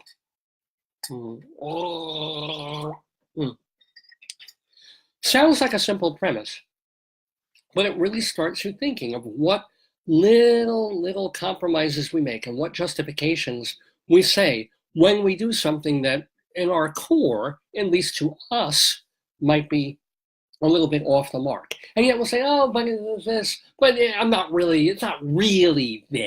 If it really is, I wouldn't do it. Oh no. But it's this vaguely related to that. I can live with that. It's all about a question of what you can live with. And that, even though this was written in 1910, almost 110 years ago, that is still effective, it still makes you think, and the play itself is pretty entertaining as these things go. And it's very well acted. I thought Donald Corrin, who plays the father, he's terrific. Donald Corrin is the dad. And remember, one of the things that when you think you're going to sit there and watch this dreary old play about a mean old religious prude dad, doing a footloose thing, like, I don't want dancing, and being mean to the kids, and that. No, it isn't like that at all. We feel for this poor guy. He is as much a protagonist as the daughter is, and we feel, very conflicted about what is conflicting him, and we want the best for him, and we kind of understand the choices that he makes. So he's fine as the daughter. Annie, Emma Geer, is really good. I mean, it's wonderful. Just this is in the acting and in the dressing and the make. There's this through most of the show. She's obviously an attractive young girl, but she's kind of beaten down and she's careworn and also kind of strict because her dad is strict. And then at one point she gets to blossom a little, and it's just in. You can see it in the face, the glow that she has, and the nicer dress that she wears, and the hat she puts on, and we say, aha. This could be her life, and it's very effective. And also, got to give a shout out, by the way, to an actress named Ariel Yoder, who is, she comes on in the third part of the play, and it brightens up the stage, which is kind of cool. She's a lively character, because just at points when the play starts to be a little talky or a little old hat, a character will come in and brighten things up, which is exactly what you want him to do. And she does that, and I'm shouting her out especially because she is a grad of the school where Joyce and I teach, University of Northern Colorado. She was in the theater program. So yay, Ariel Yoder! And welcome to New York. So, and this isn't her first role here at this point either. So one of the, I want to call out once more, or especially, again, the author Elizabeth Baker, as well as the director Jonathan Bank, and he's the artistic director of the Mint Theater. One of the great things about the show, and this happens again and again throughout it, is, it's technically a new scene in theater technical parlance anytime someone comes on and off the stage. They even call that a French scene. So in American plays, the scene starts and ends when the playwright says, okay, something's happened, let's move to a new location, another time, scene 2, scene 3.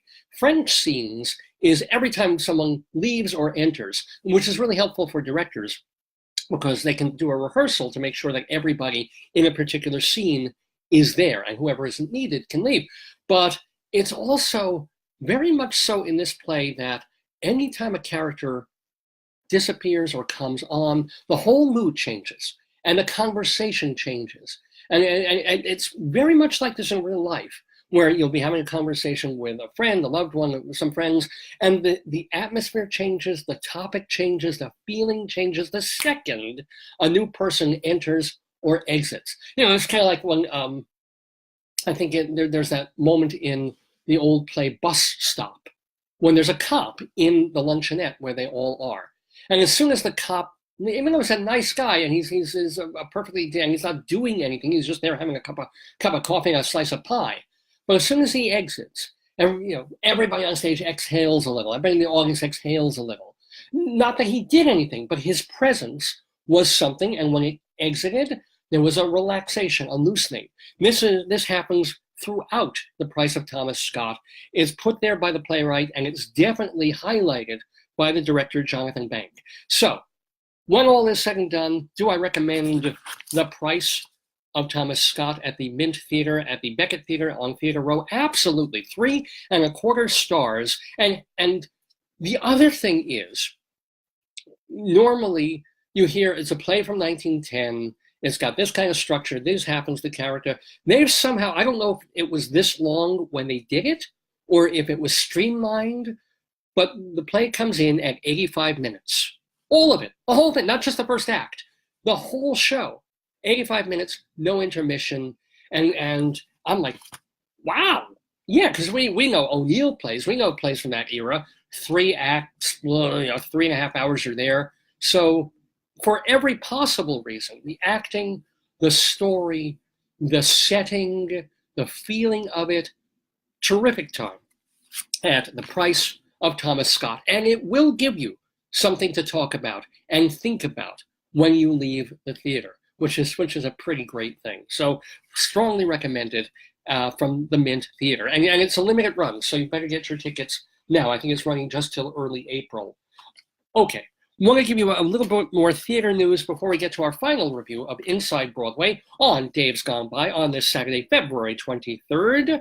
Want to let you know that they found a theater for Frankie and Johnny in the Clair de Lune. Speaking of 1980s plays that come to Broadway, this is a 1987 drama by Terrence McNally. Now, he is a brilliant playwright. He's the guy who gave us Masterclass and Love, Valor, Compassion and the Lisbon Traviata. So this is one of his early plays that made his name. Frankie and Johnny in the Clair de Lune. It was done, it's already been revived. They did it at the Belasco Theater in 2002. I think Edie Falco was in that one. And yeah, they made a movie of it with, of all people, well, no, it was actually a good movie, with Al Pacino and Michelle Pfeiffer. If you can believe two people who look like that as a waitress and a short order cook, you go with it, it's the movies. But before you see the movie, they've got a revival of the show coming to Broadway. And this has been announced a while ago, but they found the theater opening May 30th at the Broadhurst Theater, which is where Anastasia is going to be closing in a couple of weeks. So the long-running Anastasia that is finally going to end, and they're going to bring in Frankie and Johnny and the Claire de Lune, starring Michael Shannon and Audra McDonald, 6-time Tony winner. Audra McDonald, they'll be playing from May through August in the show. It's directed by Aaron Arbus. It's all about a one-night stand between a short order cook and a waitress, as I mentioned. McDonald won her 6th Tony Award for her performance in Lady Day at Emerson's Bar and Grill, playing Billie Holiday. I think her last Broadway show was Shuffle Along, but now she's back, and Broadway has her. So I'll be keeping you posted on Frankie and Johnny on Broadway at the Broadhurst. Some sad news to report of in the Broadway realm. We lost this week Mark Bramble, a book writer. Now, we don't give these people the attention that we'll give the score writers, the folks who write the songs. I mean, when we think, I mentioned the musical Company before. That's a Stephen Sondheim show. Technically, no, it's a Stephen Sondheim and George Firth show. We think of, How to Succeed in Business. That's Frank Lesser. No, it's Frank Lesser and a bunch of other people who co-wrote that. Abe Burrows, I think, and somebody, Gilbert. You know what I'm saying. The Sondheim shows, he wrote with James Lapine and John Weidman. But we tend to credit musicals to the music people, the songwriters, the composers. But there won't be musicals without the book. It's really important. And someone who was Tony nominated 2 times for writing the book, Mark Bramble, he left us this week at the age only of 68 years old. He did the book for Barnum. He also did the book for 42nd Street, which was not an old show. Everybody thought it was when David Merrick did it in 1980. But he co-wrote the book for 42nd Street, that old style show. And then he went and directed the revival of 42nd Street on Broadway. I think it was in 2001, and he won the Tony Award for directing it. So it's, he also did, well, I can't read my writing on this. Oh, he also wrote the book for the musical The Grand Tour, which was a Jerry Hermann musical, not a success. Let's see. And a show that did not come to Broadway, that kind of died out of town, called Treasure Island. Mark Bramble co-wrote with the great Julie Stein, who's best known for Gypsy, of course, and Gentlemen Prefer Blondes. But anyway, we want to bid a farewell to Mark Bramble on Inside Broadway. Well, we've got one more show to review on the show. I dropped the playbill before. Naughty me. But I found it. And I just want to talk a little bit about, because I know, a lot of people tune into the show. They love the banter with me and Joyce, and they like the comedy stuff, and they like the various things. And sometimes it's like, oh my God, there's so much theater, but there's so much theater, right? And I want to urge you guys to go. And if you can't afford tickets, because who can, find the places that are selling cheaper tickets and go on TKTS and TDF and these clubs that they have and start going. Start going to the theater. But, okay. So, and also welcome, by the way, to Tammy. Oh, Tammy from my high school, and Shirley and Rick and Dylan, our friend of the Daverhood, and Dwight, not Bob Dylan, but another Dylan. Dwight and Jeff and Donald and James. Welcome to you all. Thanks for being in the Daverhood. And are you interested in, and you should be, a Broadway revival of yet another show from the 1980s? Something of a weirdo classic, True West. True West, the Sam Shepard strange comedy that is playing at, it's a roundabout theater production that is at their American Airlines Theater on West 42nd Street. James McDonald is directing, and they're not doing gimmicky this time, because last time Philip Seymour Hoffman and, I never remember this actor's name. I never remember his name. He's got 3 names. And he does all these comedies. And I can picture him. Somebody message me and tell me who the guy is. But you know him. It was in... Oh, well. Anyway, what they did in the last Broadway revival of True West was they would switch parts. So... it's a play about 2 brothers And some nights, one actor would play one brother, and then they'd switch, and he'd play the other brother the next night, kind of in repertory. And it was okay. I didn't see both of those iterations, but I saw one of them, and it was all right. I wasn't blown away by that mounting of True West. And I have to be honest and upfront about it. It's very hard for me to be blown away by True West. A, because it's a problematic play, and B, because the first time I saw it was on TV. And if you see a show on TV, there's an intimacy there and a connection there that even theater can't necessarily give you, especially if it's your first time seeing something. And when they showed it on TV, the actors were Gary Sinise and John Malkovich. And this was the first time anybody outside of Chicago saw John Malkovich. And it's just the most, like, who is that? Well, I've never heard anybody speak like that. His look was weird. It was dangerous, funny, scary, weird. It was one of the most amazing debuts of an actor that I've ever seen. And you can still see they've chopped it up, but you can actually watch the play on YouTube.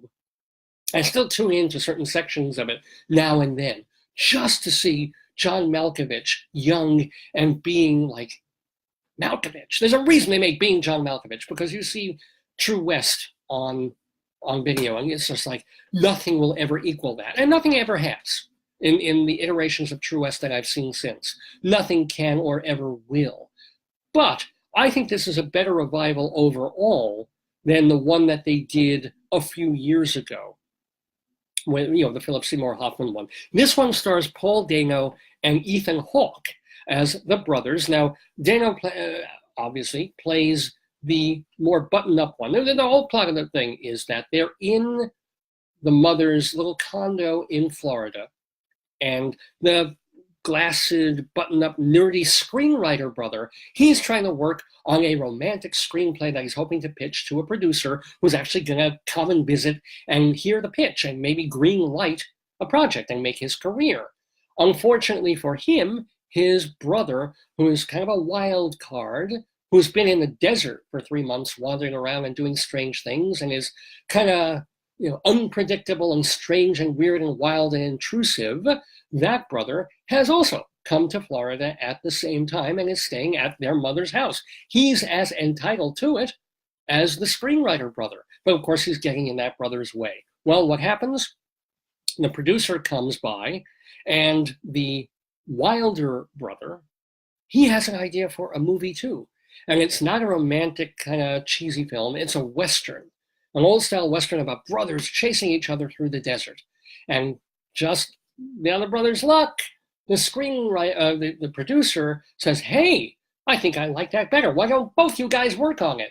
And slowly that ends up shifting the relationship between the brothers so that the kind of nerdy, buttoned-up, married one ends up going more and more strange and outrageous and wild, and the balance of power shift, the balance of bigness and size and scariness and weirdness shifts. And what's really nice about this production is, Ethan Hawke, he plays the wild brother, as it were, and he comes on and he's interesting and scary and studied. He's got, you feel it.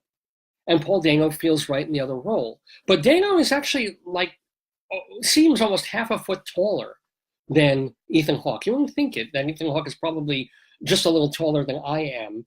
And Dano is, even though he seems meek and mild-mannered, physically, he can kind of tower over Ethan Hawke, and that comes in really handy in the later scenes when their personalities kind of shift or switch. There's a 180-degree reversal in who they are to each other. And that didn't really, even that, in the magnificent TV production, Gary Sinise never quite got that scariness level or that bigness level. So you can see him going like a little bit crazy and a little bit wild and out of control, but never really threatening John Malkovich in terms of strangeness. Here, with Dano's physical size larger, surprisingly, than Ethan Hawke, you get it.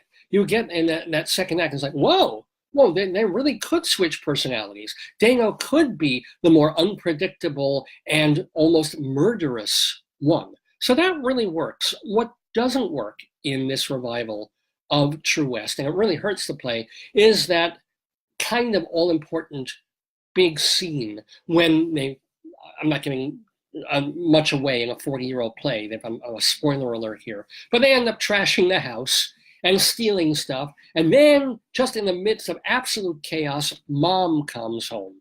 And she's played by Mary Louise Burke here. And Mom is strangely, weirdly disconnected and oblivious.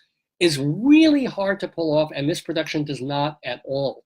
The scene doesn't work.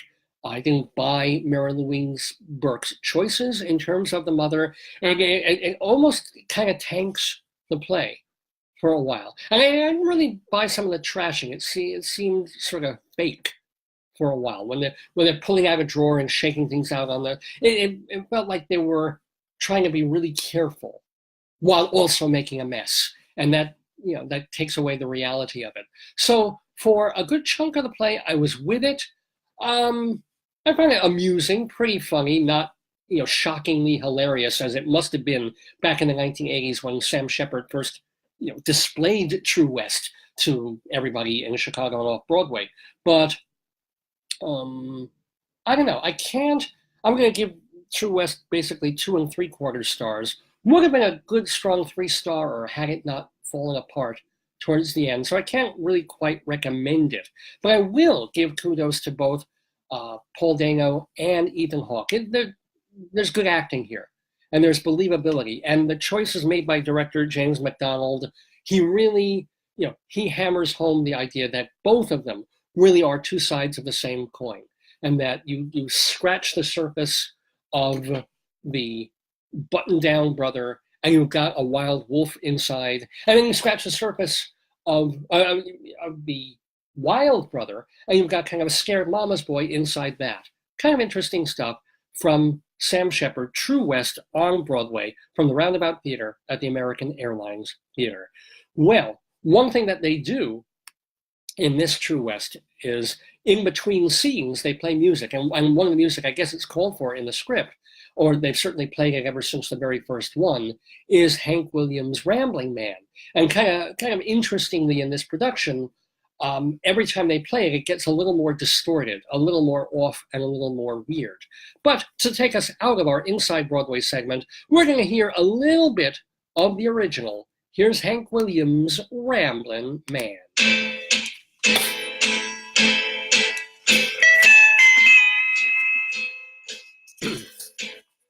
I can settle down and be doing just fine till I hear no freight rolling down. Maybe the greatest song Hank Williams ever wrote, Ramblin' Man, here on Dave's Gone By. Sorry for rambling a bit about the theater there, but you know me. I can't help myself. But we can help ourselves to the next segments of this program, Dave's Gone By, with me, Dave Lefkowitz, here in the Daverhood on Long Island. It's 11 o'clock in the morning, Eastern Time. It's our 686th episode. We're calling it DADA Entry for my father, who is 82 years old today. Happy birthday, Dad. And we should technically be finished because we're only doing a 2-hour show here in New York instead of our usual 3 hours. But we're not done. We got more to do. My goodness, yes, we have coming up for you our, we're going to say a longer farewell to Peter Tork of the Monkees, who left us this week. We'll also have our Colorado Limerick of the Damned, talking about Fort Lupton. Fort Lupton. And we've got, oh boy, Bring the Kiddies story time happening. Just want to let you know, it's 11 Eastern Time on Dave's Gone By on this Saturday, February 23rd, 2019. Welcome, and thanks so many people for tuning in. Shirley and Rick and Dylan and Dwight and Jeff and Donald and James and the folks I can't even scroll up and see.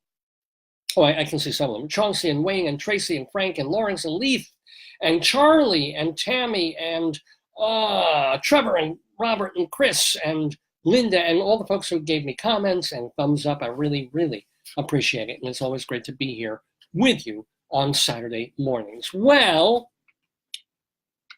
Months and months ago, I started a segment on the show called Storytime because we brought our car into the shop to have the brake pads worked on. And in the shop, they had a book called Hansel, a Cow for Hansel, all about a little German boy and the terrible tribulations he goes through to get his family a cow. And I read the book cover to cover. It took weeks on Dave's Gone By. And ever since then, I thought, hey, let's read some more books on the show. So we've read Vegetable Friends. We've also read a book about a crazy chicken. We read a Bill Cosby Little Bill book. Last week we had home health emergencies that the kids really loved. So what shall we do today? Oh, kids, bring the little ones round the computer, round your radios and your interwebs. Here, potato. Well, I've got our little potato kids here. Let's see if I can put them on here, if you can see them. Yeah, you can just see the hat. I don't know if I can make them any bigger so that they're physically on screen. I can put one in my Dave mug if I don't knock this whole computer over. There. Oh, isn't that beautiful? Let's see. I can turn him there. Okay, potatoes. Are you ready? Are you ready for a story time? Oh, yes, Daddy. Yes, please. Tell us a story. Well, do you like poetry, Potato? Nah. Oh, Potato. Poetry can be fun. It can be nice. It can be short, like the Colorado Limericks that I do, or like Emily Dickinson. It can be longer stuff, like William Wordsworth and such. But it's a food flash. ¿Qué tipo de comida tú quieres de Woodrow? Oh my goodness! Yes, we're getting deli for my dad's birthday because we are Jewish and we're here on Long Island. You could just write it down, right? Well, no, I'll tell you. Write the sandwich. I'll write it. Oh boy, do I want pastrami, brisket, or corned beef? This is, or do I want a hot open roast beef? No, I want. Oh, I don't know what I want. Oh, what do I want? I'm gonna pay you decide. Okay, I have to. Help me out, folks. This is very important. We're trying to get food for a semi-impromptu birthday celebration for my dad, and they're going to the local deli, and a deli that actually once for a very short while sponsored this program. So yay! But do I want? Tell me, folks. Do I want pastrami or corned beef or roast beef? The silence is deafening. Are you taking polls at home? Are you asking each other? I need to know. I need to decide this. And I know we're on sort of a video delay, so I'm allowing a little extra time for pastrami or corned beef. No pork. No liver, even though that could be kosher. No. Well, I'm gonna.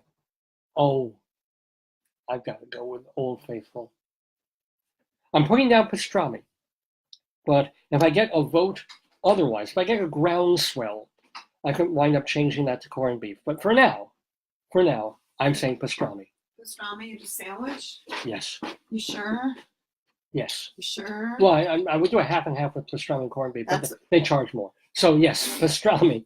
Yes, I am Jewish, ladies and gentlemen. So pastrami for me. Papa. What are you going to have, babe? What can you have? I'm going to get a sweet potato porque yo no comiste. Joyce is going to get a sweet. A what? It's not you, potato. It's a sweet potato. Tell them it's not a. Well, what do you have to do? When you get a sweet, how do you check if it's a sweet potato? I stick it with a fork. And? I scream, "Are you a potato? Are you a sweet potato?" You scream, "Are you a sweet potato?" And it has to answer, "Yes, I am." Life is good, ladies and gentlemen. Life is good. Okay. Sorry, potato. Can we get to our story now? We're falling asleep. All right, okay. But they're just so demanding sometimes. Okay, potatoes. Let me actually. Let's see if I can raise. I don't think I can raise the other one. It's really not fair that he's so low down. Here, maybe. Oh, that's really heavy. That's kind of heavy too. No, that'll knock everything over. Can't do that. Oh well. I can try. Please don't fall over, computer. Please don't fall over. Oh, no. Not going to happen. All right. So, Potato, you can just sort of be down there, and this Potato, join us for story time. So I was telling you about poetry, and and poetry for the little ones. So if you have little children who love to hear poetry that doesn't necessarily rhyme, doesn't always even make sense, who better than Hermann Hesse with poems that are selected and translated from the German by James Wright. So gather around, kids. This is going to be a sweet little time, snuggled up in your beds. And I will be doing them in English.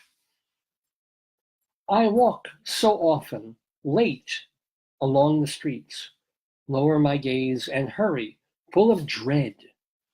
What the? Suddenly, silently, you might rise, and I would have to gaze on all your grief with my own eyes, while you demand your happiness that's dead.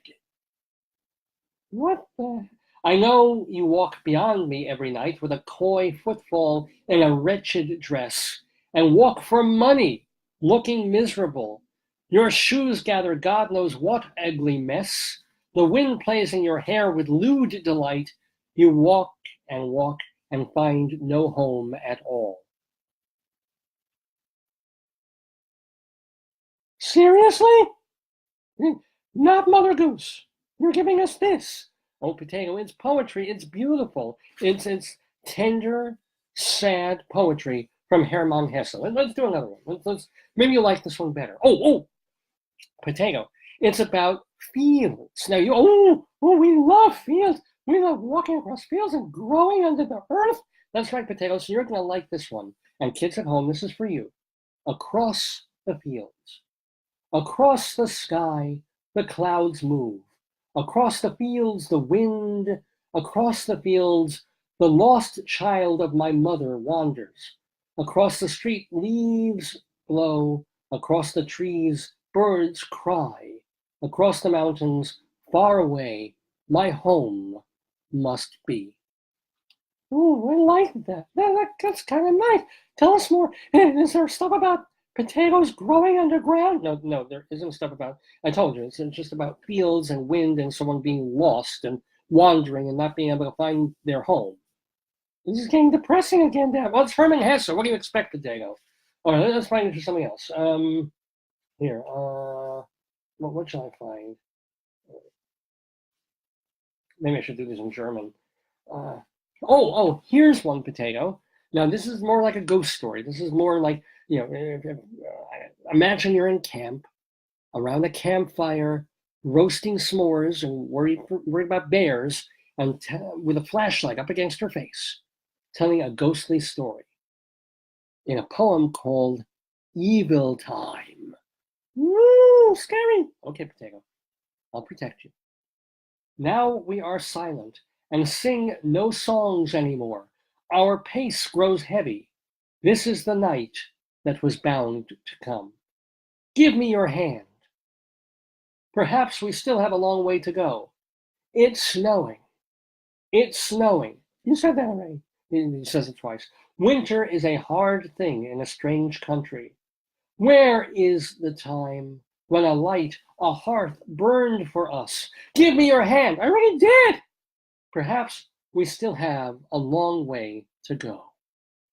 Wow. That's profound, Dabby. I know, Potato. It's all about someone who's obviously lost and trying to find themselves. But hey, maybe this will give us a happier poem. That was the Evil Time. This is Spring Day from Hermann Hesse. Check it out, Potato. And I'll tell you what, would you like me to talk in German? And you could be Kartoffel, and I'll do some German for you? I should not have offered that. Wind im Gestrauch und Vogelpfiff. And if you've ever had your Vogelpfiff, you know how painful that can be. Und hoch im höchsten Sissenblau, ein stilles, stolzes Wolkenschiff. Ich träume von einer blonden Frau. Ich träume von meiner Jugendzeit. Actually, I guess in German it does rhyme. It is kind of better in German. But this is Spring Day from your favorite Hermann Hesse. Wind in bushes and bird piping, and high in the highest fresh blue. A haughty cloud ship becalmed. I dream of a blonde woman. Don't we all? I dream of my youth, the high heaven blue and outspread. I wonder if the woman's outspread too in your dreams. In the cradle of my longing, where I choose to lie calm and blessedly warm, with the soft humming, just like a child held on his mother's arm. See, Hesse isn't always depressed. He's sometimes kind of calm and mellow and ruminative and sort of happy. Maybe the way this book goes is like it goes from dark and wintry and sad and lost into sort of happier times for Hesse. Let's do one more. It ends with a poem called "Uneasiness in the Night." So maybe not. Then it goes back. It goes from misery to joy to Angst again. This is Angst in der Nacht. Angst in the night. The clock speaks uneasily with a spider web on the wall. Oh, I don't like this one. The wind tears at the shutters. My flickering candles are utterly dripped away and burned down. No more wine in the glass. Shadows in every corner whose long fingers stretch out towards me. This is scaring the vodka out of me. I'm sorry, Potato. Just as in childhood, I close my eyes and breathe heavily. Close your eyes, Potato. Seriously? Think I can do that? All right, I'll close my eyes and breathe heavily. Uneasiness clutches me, cowering in my chair, but no mother comes anymore. No kindly, scolding maid comes to me anymore. No friendly, so friendly, me charmed. Let me try this again. I'm sorry. No kindly, scolding maid comes to me anymore, so friendly. She charmed the horrifying world away from me and brightened me new with comfort. I stay a long time cowering in the darkness, hear the wind in the roof, woo, and crackling death in the walls, crackle, crackle, crackle, crackle. Here, we really don't need this sound effects, Dabby. I'm already pooping my pants. All right. Hear sand running behind the wallpaper. Hear death spinning with his cold fingers. I force my eyes open. I want to look and to grasp. Look into the emptiness and hear him far off, whistling lightly out of his mocking lips. Mocking lips here. I edge into bed. I wish I could sleep, but sleep has turned me into a frightened bird. Difficult to catch, to hold, yet easy to kill. Whistling, he flies off, his voice full of bitter disdain, the rustling of a wing away in the straining wind. Or, as they say in German, schwer zu fangen, zu halten, doch leicht zu morden. Feitend freier er. Oh no, this is my favorite word here. Pfeifend fart er. And they spell fart F-A-H-R-T with an umlaut in German. That makes it even better. Pfeifend fart er. Die Stimme vor bitteren Höhen, sausenden Flüges im zerrenden Winde davon. From 1911. 1 year, by the way, after Elizabeth Baker wrote The Price of Thomas Scott. But anyway, how did you like a little bit of Hermann Hesse, Potato? Did you enjoy it? I can't sleep now. I can't close any of my eyes. And I think of wind and dead birds and this sad guy cowering in a corner. Why the fuck did you read that? All right, I'm sorry, Potato. I'm sorry. Go back to Hansel and the cow. Or I'm sorry. You try something different sometimes and it doesn't work. I deeply apologize, Potato, for freaking you out, and I hope I didn't freak anybody out at home in doing story time.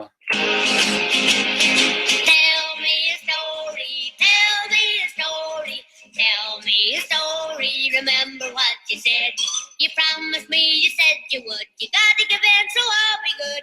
Tell me a story, then I'll go to bed.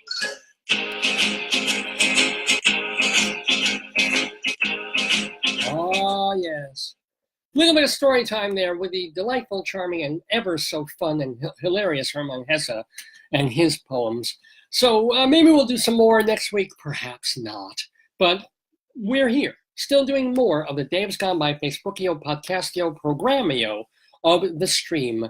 With me, Dave Lefkowitz, on this Saturday, February 23rd, 2019, my father's birthday, by the way. He is 82 years old. Love him and wish him 82 more.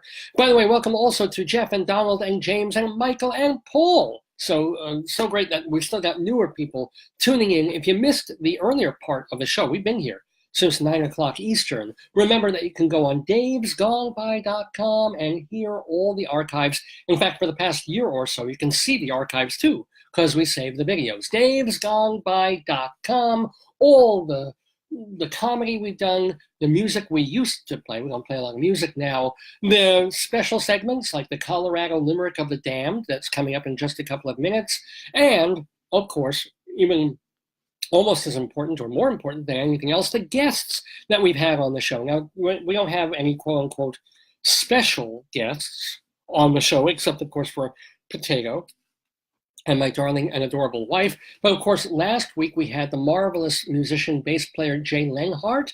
He was a terrific guest. If you missed it, go back into our archives, davesgoneby.com. You'll find it right there in the archive section. And then next week, oh boy, we have a very special guest coming up next week on Dave's Gone By, the actress Renee Taylor. You know her as Fran Drescher's mom on The Nanny, or if you go back even further from the old movie Lovers and Other Strangers that she co-wrote and starred in with her late husband, Joe Bologna. Renee Taylor going to be on this program next week. Yeah. So we're very, very proud of what we call the Friends of the Daverhood, the sometimes famous, not always famous people who join us as guests on the program. We like to talk about them and honor them and let you know what they're up to, because, hey, they'll come on the show and a couple of years later, they're doing something else. And it's like, hey, I like to know what my old friends are up to. Don't we all go back and Google and Facebook and find the folks that we went to high school with and even elementary school with and folks we've known in places we've worked? Of course. Well, these are the Friends of the Daverhood and what they're up to.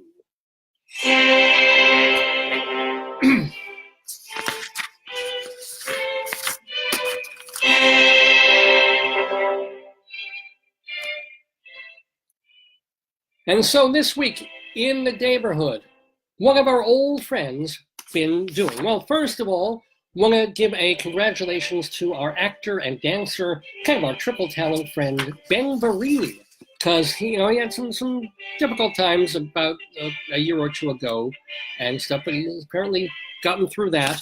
And now he is rejoining the visiting faculty at the Broadway Theater Project in Florida. So if you want to be taught a triple threat in the theater, Ben Vereen going to be at the Broadway Theater Project in Florida this summer. I want to let you know that today or tonight, Jackie the Joke Man Martling will be at Uncle Vinny's Comedy Club in Point Pleasant, New Jersey. You got to get on Jackie's email list, because every month he sends out an email letting you know where he's going to be in the tri-state area, but also he includes just a bunch of jokes, most of them really filthy, but a lot of them quite funny. And if you don't even want to read the filthy ones, he makes a little section at the end of the email of jokes just for kids. So gotta get on, just go to his website for Jackie the Joke Man Martling and get on his list. And you'll find out, just as I am, of what Jackie Martling is up to. But go see him tonight in Point Pleasant, New Jersey at Uncle Vinny's Comedy Club. Or tonight, you can go see, if you're up in Piermont, New York, wherever that is, at Pier 701 Restaurant, Neil Berg's Piano Men, which is a concert devoted to the music of both Elton John and Billy Joel. Piano Men. It's Neil Berg with a couple of Broadway-level singers doing these pop songs. That is tonight in Piermont, New York. If you are in New York City, though, on Monday, Phoebe Legere is hosting the Love and Courage benefit at it's for Theater for the New City, which is an off-Broadway theater that's been around for many years. The actual event is at the Players Club in Gramercy. Or Monday, there's a different benefit. The Actors Fund is having a benefit at Feinstein's 54 Below, with songs from lesser-known musicals. Among the performers, our friend of the Daverhood, Rebecca Luker. Letting you know that the New York Gilbert and Sullivan Players, they are still around. They are still led by their founder, Albert Bergeret, who is also their director and conductor. And they're doing something really different. So it's not going to be Pinafore, and it's not Mikado. They're doing 2 one-act operettas. One of them is by Gilbert and Frederick Clay. It's not Sullivan.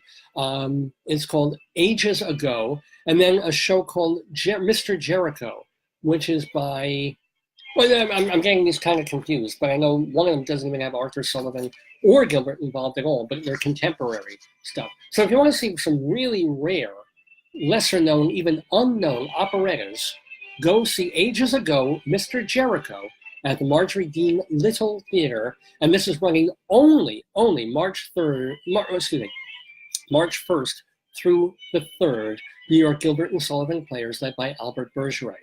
Also, want to let you know, boy, a lot of Ben Vereen news. March 1st and 2nd, this Friday and upcoming Saturday, Ben Vereen is going to be in a radio-style jazz musical called The Big Blind, being done at Lincoln Center's Rose Theater. I guess they're doing a reading of it to see if it's going to have legs and go on to other things.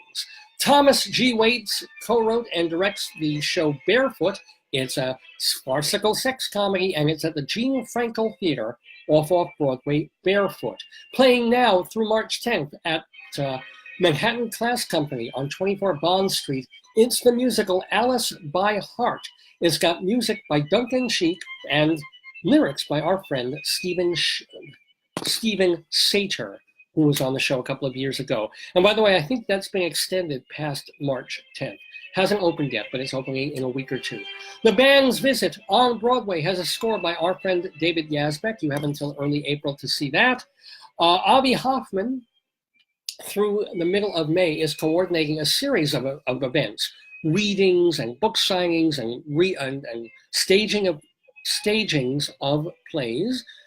This is happening in South Florida. It's called Yiddishkeit at the Betsy. So go look for Avi Hoffman to find out more about that. Beautiful, the Carole King musical is at the Sondheim Theater. That's got a book by Douglas McGrath. Come From Away, the marvelous musical by Irene Sankoff and David Hein, is playing at the Schoenfeld Theater, recently starting its 3rd year on Broadway. To Kill a Mockingbird features our friend Dakin Matthews playing the judge. That is at the Schubert Theater. On Broadway, if you can get in, which I can't, Hamilton has Daniel Breaker playing Aaron Burr. Danny Burston is playing Alfie Doolittle in My Fair Lady. That is at the Vivian Beaumont Theater in a Lincoln Center production. And what else? Jim Caruso's cast party every Monday night at Birdland in New York City. Going to let you know also that Leslie Jordan and Vicki Lawrence, both of them, our friends of the Daverhood, are in the Fox TV comedy series The Cool Kids on Friday nights. Evan Seplow is the founder and editor of StageBuddy.com for info on New York nightlife. Dr. Demento, still doing Dr. Demento shows at drdemento.com. Eva Heinemann hosts the theater review show High Drama on Manhattan Cable TV, Manhattan Neighborhood Network is the place to find it. That is also the place to find the wonderful show Two on the Aisle, featuring Charlie Gross and Leslie Hoban Blake. You can also watch their show. They download them to YouTube, and you can watch Two on the Aisle there as well. Bob Cudmore, still doing podcasts of upstate New York history at bobcudmore.com. Gil Moon, hosting Senior Circle and Golden Years Theater, 2 different shows on KFKA Radio on Sundays. And finally, want to give a shout out to Catherine Russell, who is still starring off-Broadway in Perfect Crime, a show that opened 31, almost 32 years ago now. She was in the very first one, and she has barely missed a performance since then. And those, my friends, are the friends of the Daverhood.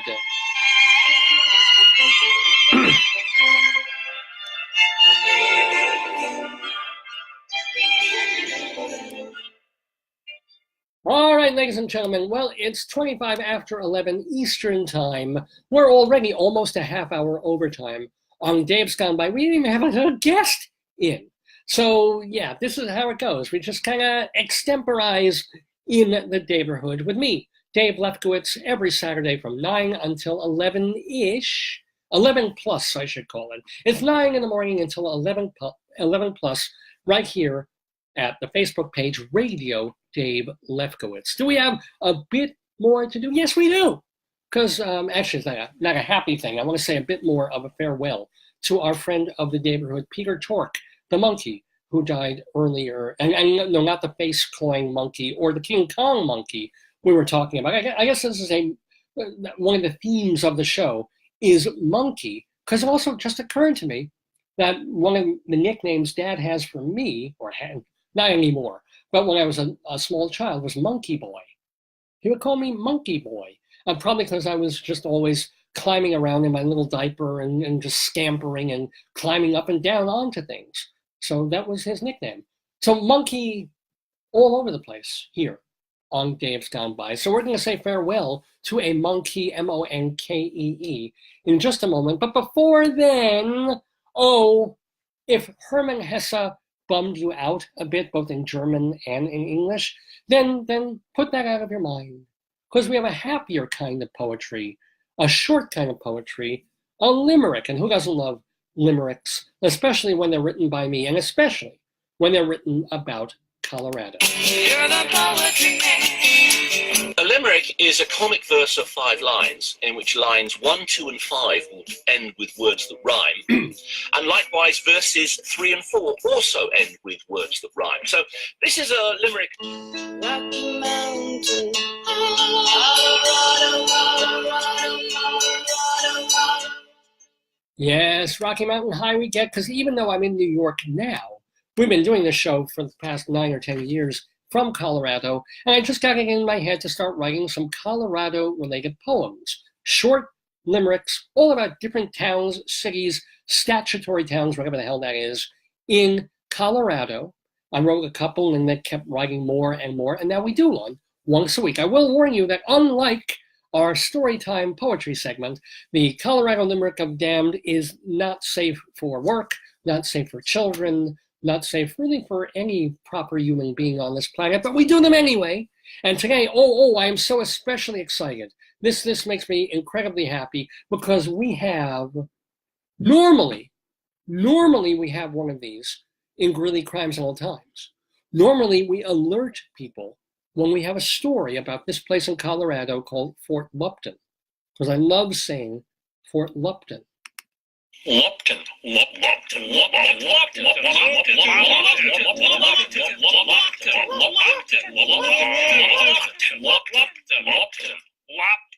Alert, alert, alert, alert. Yes, we have a Fort Lupton alert. And again, in Greeley Crimes and Old Times, it would be some kind of story about Fort Lupton. But now we've actually reached it. We're on to the L's, ladies and gentlemen, our Colorado Limerick of the Damned. Our limerick is going to be about Fort Lupton, Colorado. Tell you just a little about it. It's in Weld County, which is pretty near-ish. We're here in Greeley. I'm not here in Greeley, but when I'm in Greeley, that's in Weld County too. Fort Lupton started as a trading post and was incorporated back in 1836. Last made the news, last time anybody heard about Fort Lupton was in January when a policeman shot and killed a 46-year-old man in a disturbance call that is still being investigated. Oh well, not much else to talk about in Fort Lupton, and yet, I've come up with a limerick about it. And so, ladies and gentlemen, on this February 23rd, 2019, a Colorado Limerick of the Damned about Fort Lupton. There was a young girl from Fort Lupton who looked like a twin of Kate Upton. Though she was a virgin, the men kept on urging, 'cause that bitch was up for corruptin'. Yes, that was our Lupton alert. That was our Colorado Limerick of the Damned. Lupton, Lupton, Lupton, Lupton, Lupton,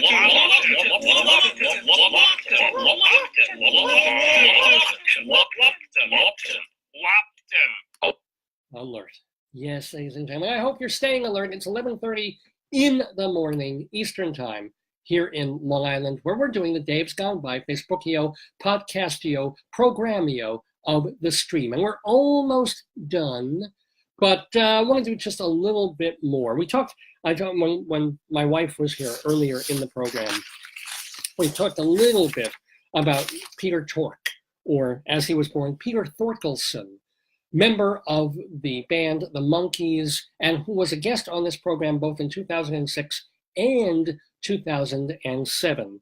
He was born on February 13th, so he just recently celebrated his birthday, 1942, but he passed away on Thursday at the age of 77 from a very rare head, neck, and tongue cancer that he had been dealing with for 10 years. He announced it like a decade ago that he had this, and he had some radiation, he had some surgery, and then it kind of went away, and then got better and never went all the way away. And so he's been dealing with this for a while. Peter Tork started as a folkie. He was down in the Greenwich Village area with people that, like our friend of the Daverhood, Tom Paxton, plus Peter, Paul, and Mary, Peter Yarrow, friend of the Daverhood as well. But that group and the Dylans and people playing Kenny's Castaways and, I'm forgetting the names of Gerd's Folk City. He'd be there with his banjo because he was a capable musician already at that point, unlike some of the other Monkees who were still kind of learning their instruments when they were on the show. But Tork was there and playing gigs just like they all were, probably making just enough money for sandwiches.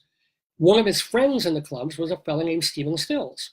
And Stephen Stills said to him, hey, I just went out for this audition for a TV show that Bob Rafelson is doing. It's going to be this weird 1960s crazy, goofy boy band. I don't know if they had that term back then, but prefab Beatles sort of show. And I went up for it, but they didn't like me. They said that my hair's too shaggy and my teeth won't photograph well, and they need like cute blonde Nordic-y guys.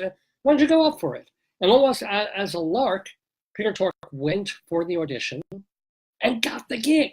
And he became one of the four Monkees, alongside, of course, Davy Jones, Mike Nesmith, and Mickey Dolenz, who is the one person who I tried to get him so many times on this program, but he just not coming on Dave's Gone By, so down with Mickey. But otherwise, hey, became part of the Monkees, and amazingly enough, they did only 2 seasons, but they blew up. They were so incredibly huge because they were on TV every week. All the little girls, the teeny boppers, fell in love with them, kind of like the Beatles, because they were all young and cute and musical and talented and sweet and funny and goofy on TV.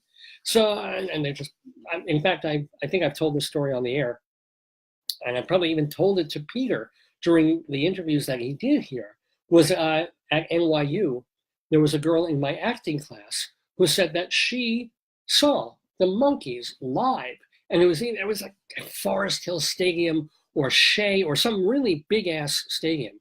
And what was really weird about it is not that you had a zillion girls screaming their lungs out when the Monkees came on stage and so were excited and thrilled to see them and hear and barely hear them, but that the weird part was the opening act. And before the Monkees came on, here are all these 14, 15, 16-year-old girls expecting their heroes, their crushes from TV to go on there and look cute and be sweet and sing their songs. And what comes on first is this rather imposing looking, tall black guy in wild colors with very loud amps and bass, playing very dark, heavy guitar music. And of course, these girls were getting their first taste of Jimi Hendrix. But they didn't want Jimi Hendrix. They were booing him. They didn't want to see this guy. They scared them. They didn't know his songs. They didn't know who he was. But Jimi Hendrix, of course, was the opening act for the Monkees. And I did love hearing that story and sharing that. But yeah, Peter had his time with the Monkees. And he, as we said earlier in the show, even though he was one of the most capable physical musicians in the band, if not the best singer, he was relegated on TV to playing bass, even though he was more of a guitar player and he could do a bunch of other instruments. And he didn't really turn up that much as a songwriter or a vocalist. In fact, for one of the first Monkey songs that I heard And the Monkey song, it's kind of silly, but it's also really just, it's undeniable, it's catchy. And the first song that he really takes lead vocals on is a tune from their second album, More of the Monkeys. Let's just play a little, because Facebook won't let me play a lot, of Peter Tork singing about your Auntie Griselda.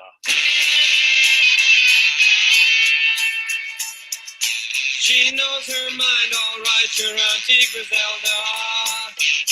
She says she knows my kind, she might maybe so. Oh yeah, she's raised you right, your Auntie Griselda. You only know the things she wants you to know. Yeah, he wasn't the greatest singer, but his voice was right for that very catchy tune, which wasn't one of their hits, but still turns up in some of their concerts. Because Peters was one of the three left. Davy Jones died a few years ago, and Mike Nesmith tends to be in and out of the band and has been for a bunch of years. But interestingly enough, it was Peter who begged out of the Monkees first. Everybody thinks it was Mike Nesmith because he was more serious and he was already rich from his family selling whiteout, and he wanted to go off and do elephant parts and build an avant-garde video music place. But it was Peter, who knew, that said after 2 years of the Monkees, he was tired of the grind, tired of doing the TV show and all the demands that were made on them for personal appearances, for concerts. I mean, it was a real, they were just kids, essentially, thrown into this 24/7. Oh. And it wore on them. It wore on him not being taken seriously as a musician, because the critics saying, oh, unlike the Beatles, they're not geniuses. Unlike the Beatles, they don't write mostly their own tunes. They don't play their own instruments. They're just prefab. They're cute, so they put them on TV. It rankled him. So he bought out his contract for about $160,000, $180,000, is said on Wikipedia, and went off to do what he wanted to do, which was make some of his own music. He started also a record label. He started another band called Release, I think it was called. And it flopped. And he did a couple of things that flopped. And suddenly, he was around without money. And he was married at this point. He had a kid, and he started taking regular day jobs. He became a teacher. He's a very smart and well-read man. And he was teaching high school for about a year and a half in the 1970s. Because it was that period in between being monsterly, insanely famous, and then when that 20th anniversary hit and say, hey, there's something called nostalgia, and we can repackage these things on CD in this era. And there's all these people who were 16 years old, now they're 36, they have kids, and they want to see us again. They remember when we were their boy bands. They'll come to a stadium and watch us and scream again, or just want to hear our songs in a better way. And suddenly there was money. So, they had the reunion tour in the 1980s. Nesmith sat out of that, but the other three went and did it, and that kind of changed the trajectory of Tork's career. And now he could be a Monkey and do his other stuff as side projects and not worry about money and still make the music that he wanted to make. So he did a couple of different bands. He did Shoe Suede Blues that we mentioned before, where they could play blues and rockabilly and pop, and he loved doing that in bars and small clubs and things. What else? He appeared on the Uncle Floyd show a bunch of times. He appeared on this show twice, as I said, back in 2006, 2007, if you want to hear the archives of that. And even in 2016, because, there was a point when he was dealing with a cancer. It was off, and I think they had to cut a little part of his tongue or do some work on that. So he couldn't do music. He couldn't do stuff. He recovered. He got over it. And in 2016, he toured with Mickey Dolenz. And there were some performances where Mike Nesmith came on stage and joined them, which is really, really cool. And don't forget that the Monkees released a new album. I guess it's about 4 years ago now. I wonder if I have the, I don't have it on this machine, but they released an uneven, but at times really good new album just a couple of years ago. Nobody was expecting it. Everybody's, the Monkees came back together. What crap are they going to, and it turned out ooh, whoa, some of this is really good. And so they did that. So it was a really nice third act to Peter Tork's career. I think either he had a fiance or he was happily remarried, kids, grandkids. So yes, he died too young. Yes, it's unfortunate that he spent all these years dealing with a disease that must have not been pleasant to deal with. But he had the adulation of all these baby boomers who still love the Monkees, critics who turned around all these years later and say, okay, Monkees are not the Beatles and the Stones, but they were good. And you put together 20 or 25 Monkees greatest hits, you've got some really great listening for an hour or so.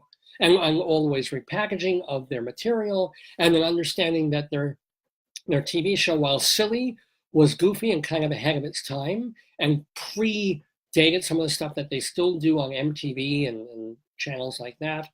So, yeah, hey for the Monkees and hey for Peter Tork. Let's go out of this segment for playing one of the few songs that he actually wrote for the Monkees, and it was memorable enough that this is the song that closed every episode of the TV show. Once all the hijinks were done, this is what they played, a song called For Pete's Sake, the closing theme of the Monkees.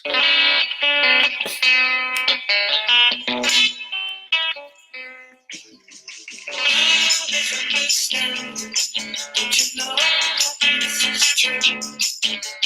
Always understand. It's in everything we do. Yes, indeed, the late Peter Tork. And I didn't also mention in some of the obituaries, you'll see that he remained hippie. He remained that hippie consciousness about peace and love, about a different lifestyle, about a way of living where, yeah, it's important to have money, but it's not that important to have money. As a matter of fact, there was one woman writer who eulogized him. And she said that back in the day, back in the 60s, when she went to interview him for various rock and roll magazines and journals, he kept trying to get her to drop acid. And she wouldn't. She was too straight arrow. She didn't want to mess with her mind. But she should try every single time. Drop acid. Try it. Give it a try. I'll be with you. It'll be fine. He didn't make a move on her. As a matter of fact, there was another time where she visited him at his house, and there was just people all around, and everybody was naked. He was walking around naked. Everybody was naked because it wasn't a Me Too thing.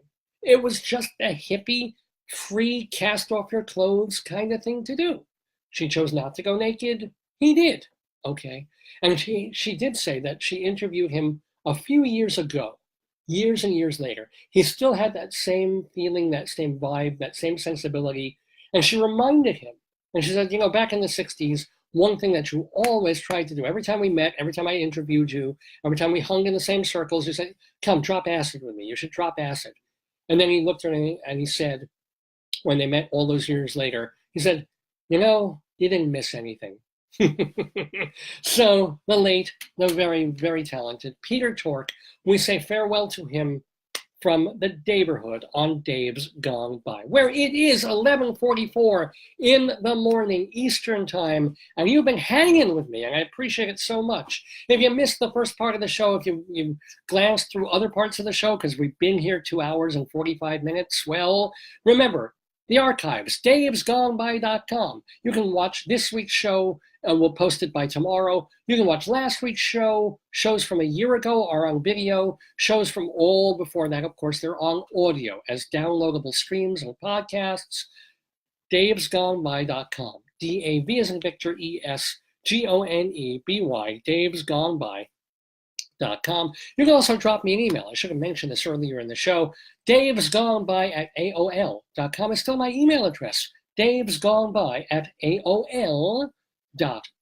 Or you can certainly message me here, not only during the show, but all throughout the week on Facebook. Just drop me a message. I would love to hear from you with suggestions for the show, things you liked, things you didn't like, things that you want me to do, shout outs, whatever it is. I couldn't do this. I wouldn't do this if there weren't people listening every Saturday, and then lots of people who tune in and watch the show later, either on Facebook, because we save the video on the Facebook page, or also on the davesgoneby.com archive pages. I want to let you know, I'll remind you that you have to be here next Saturday, March 2nd, 2019. You have to be here. You do. Because we'll be doing all our usual stuff like we did today. The Greeley Crimes of All Times. We'll have story time. We'll have another Colorado Limerick of the Damned. We'll go inside Broadway, all of the stuff. Plus, as I mentioned, our guest in the Daverhood is going to be the nanny's mommy. Fran Drescher's mom on the TV show The Nanny, Renee Taylor. Very funny, very talented woman. She is in her 80s now, and she is still grieving the loss of her husband a few months ago, Joe Bologna, because they worked together constantly. They wrote screenplays, they were in the movies, they were on and off Broadway together, they did teleplays and TV things together. So she's getting over that, but she's also still persevering. She's still writing, she's still performing. She has a one-woman show. And do I have that information in front of me? Yes. She is doing the solo My Life on a Diet. Now that played off Broadway last year, and it was directed by her late husband. She was working on it for a couple of years.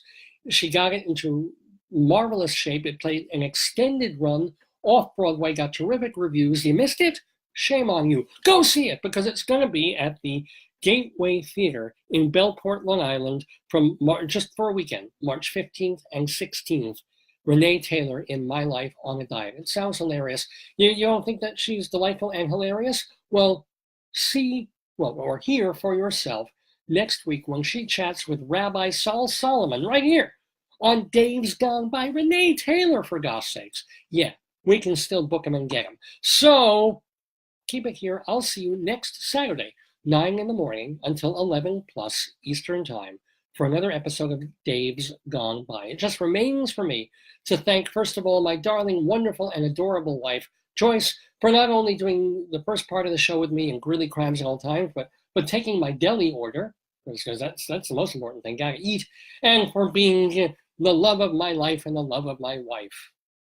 The love who is my wife. I'll work on that. I'll fix that for next week.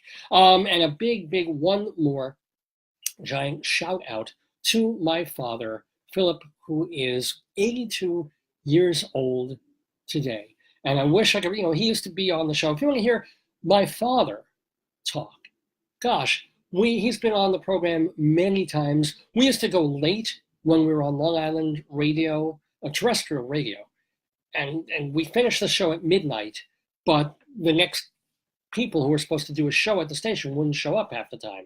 So we'd go late and we'd just keep doing the show and talking like this extemporaneously. And my dad would call in and we'd talk with him about his life and about working in Manhattan in the courts and more along stories when he was in the Air Force and stories of his years as a child in Brooklyn and growing up in Ocean Park. I mean, all of that. And they're wonderful, and you can find them on davesgoneby.com. You can still find some more recent stuff with him. He's not in the best of health at the moment, so he's not, unfortunately, going to be on today's Dave's Gone By. But I love him. He's downstairs, and I'll go see him momentarily and wish him the most happy and certainly healthy birthday today, February 23rd. 2019, as we wrap up the 686th episode of the Dave's Gone By Facebook program of the stream DADA entry. And so in honor of Dad, who was one of the real keys in teaching me to love music and to love all sorts of eclectic kinds of music, we're going to go out with an old song by Paul Anka. Why am I playing that? Well, the song off his greatest hits collection is called Papa, which of course I dedicate to my papa. See you next week, and Gone By.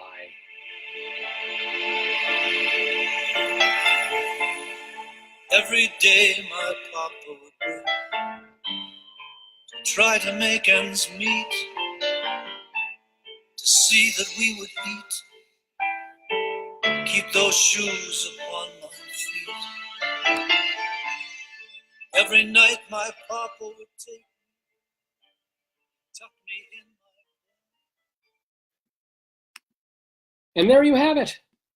Our episode of Dave's Gone By for this Saturday. Thank you so much for tuning in. I'll see you next week with Renee Taylor and Rabbi Saul Solomon and more Dave's Gone By goodness. Until then, mix of weather here in New York. Maybe get a little bit of nasty weather today, but some good days ahead. A little cold seasonal weather. I can't just stop the show. I can't let go. I can't stop talking to you, but I'm going to. So have a fine week and gone by. Happy birthday, Dad.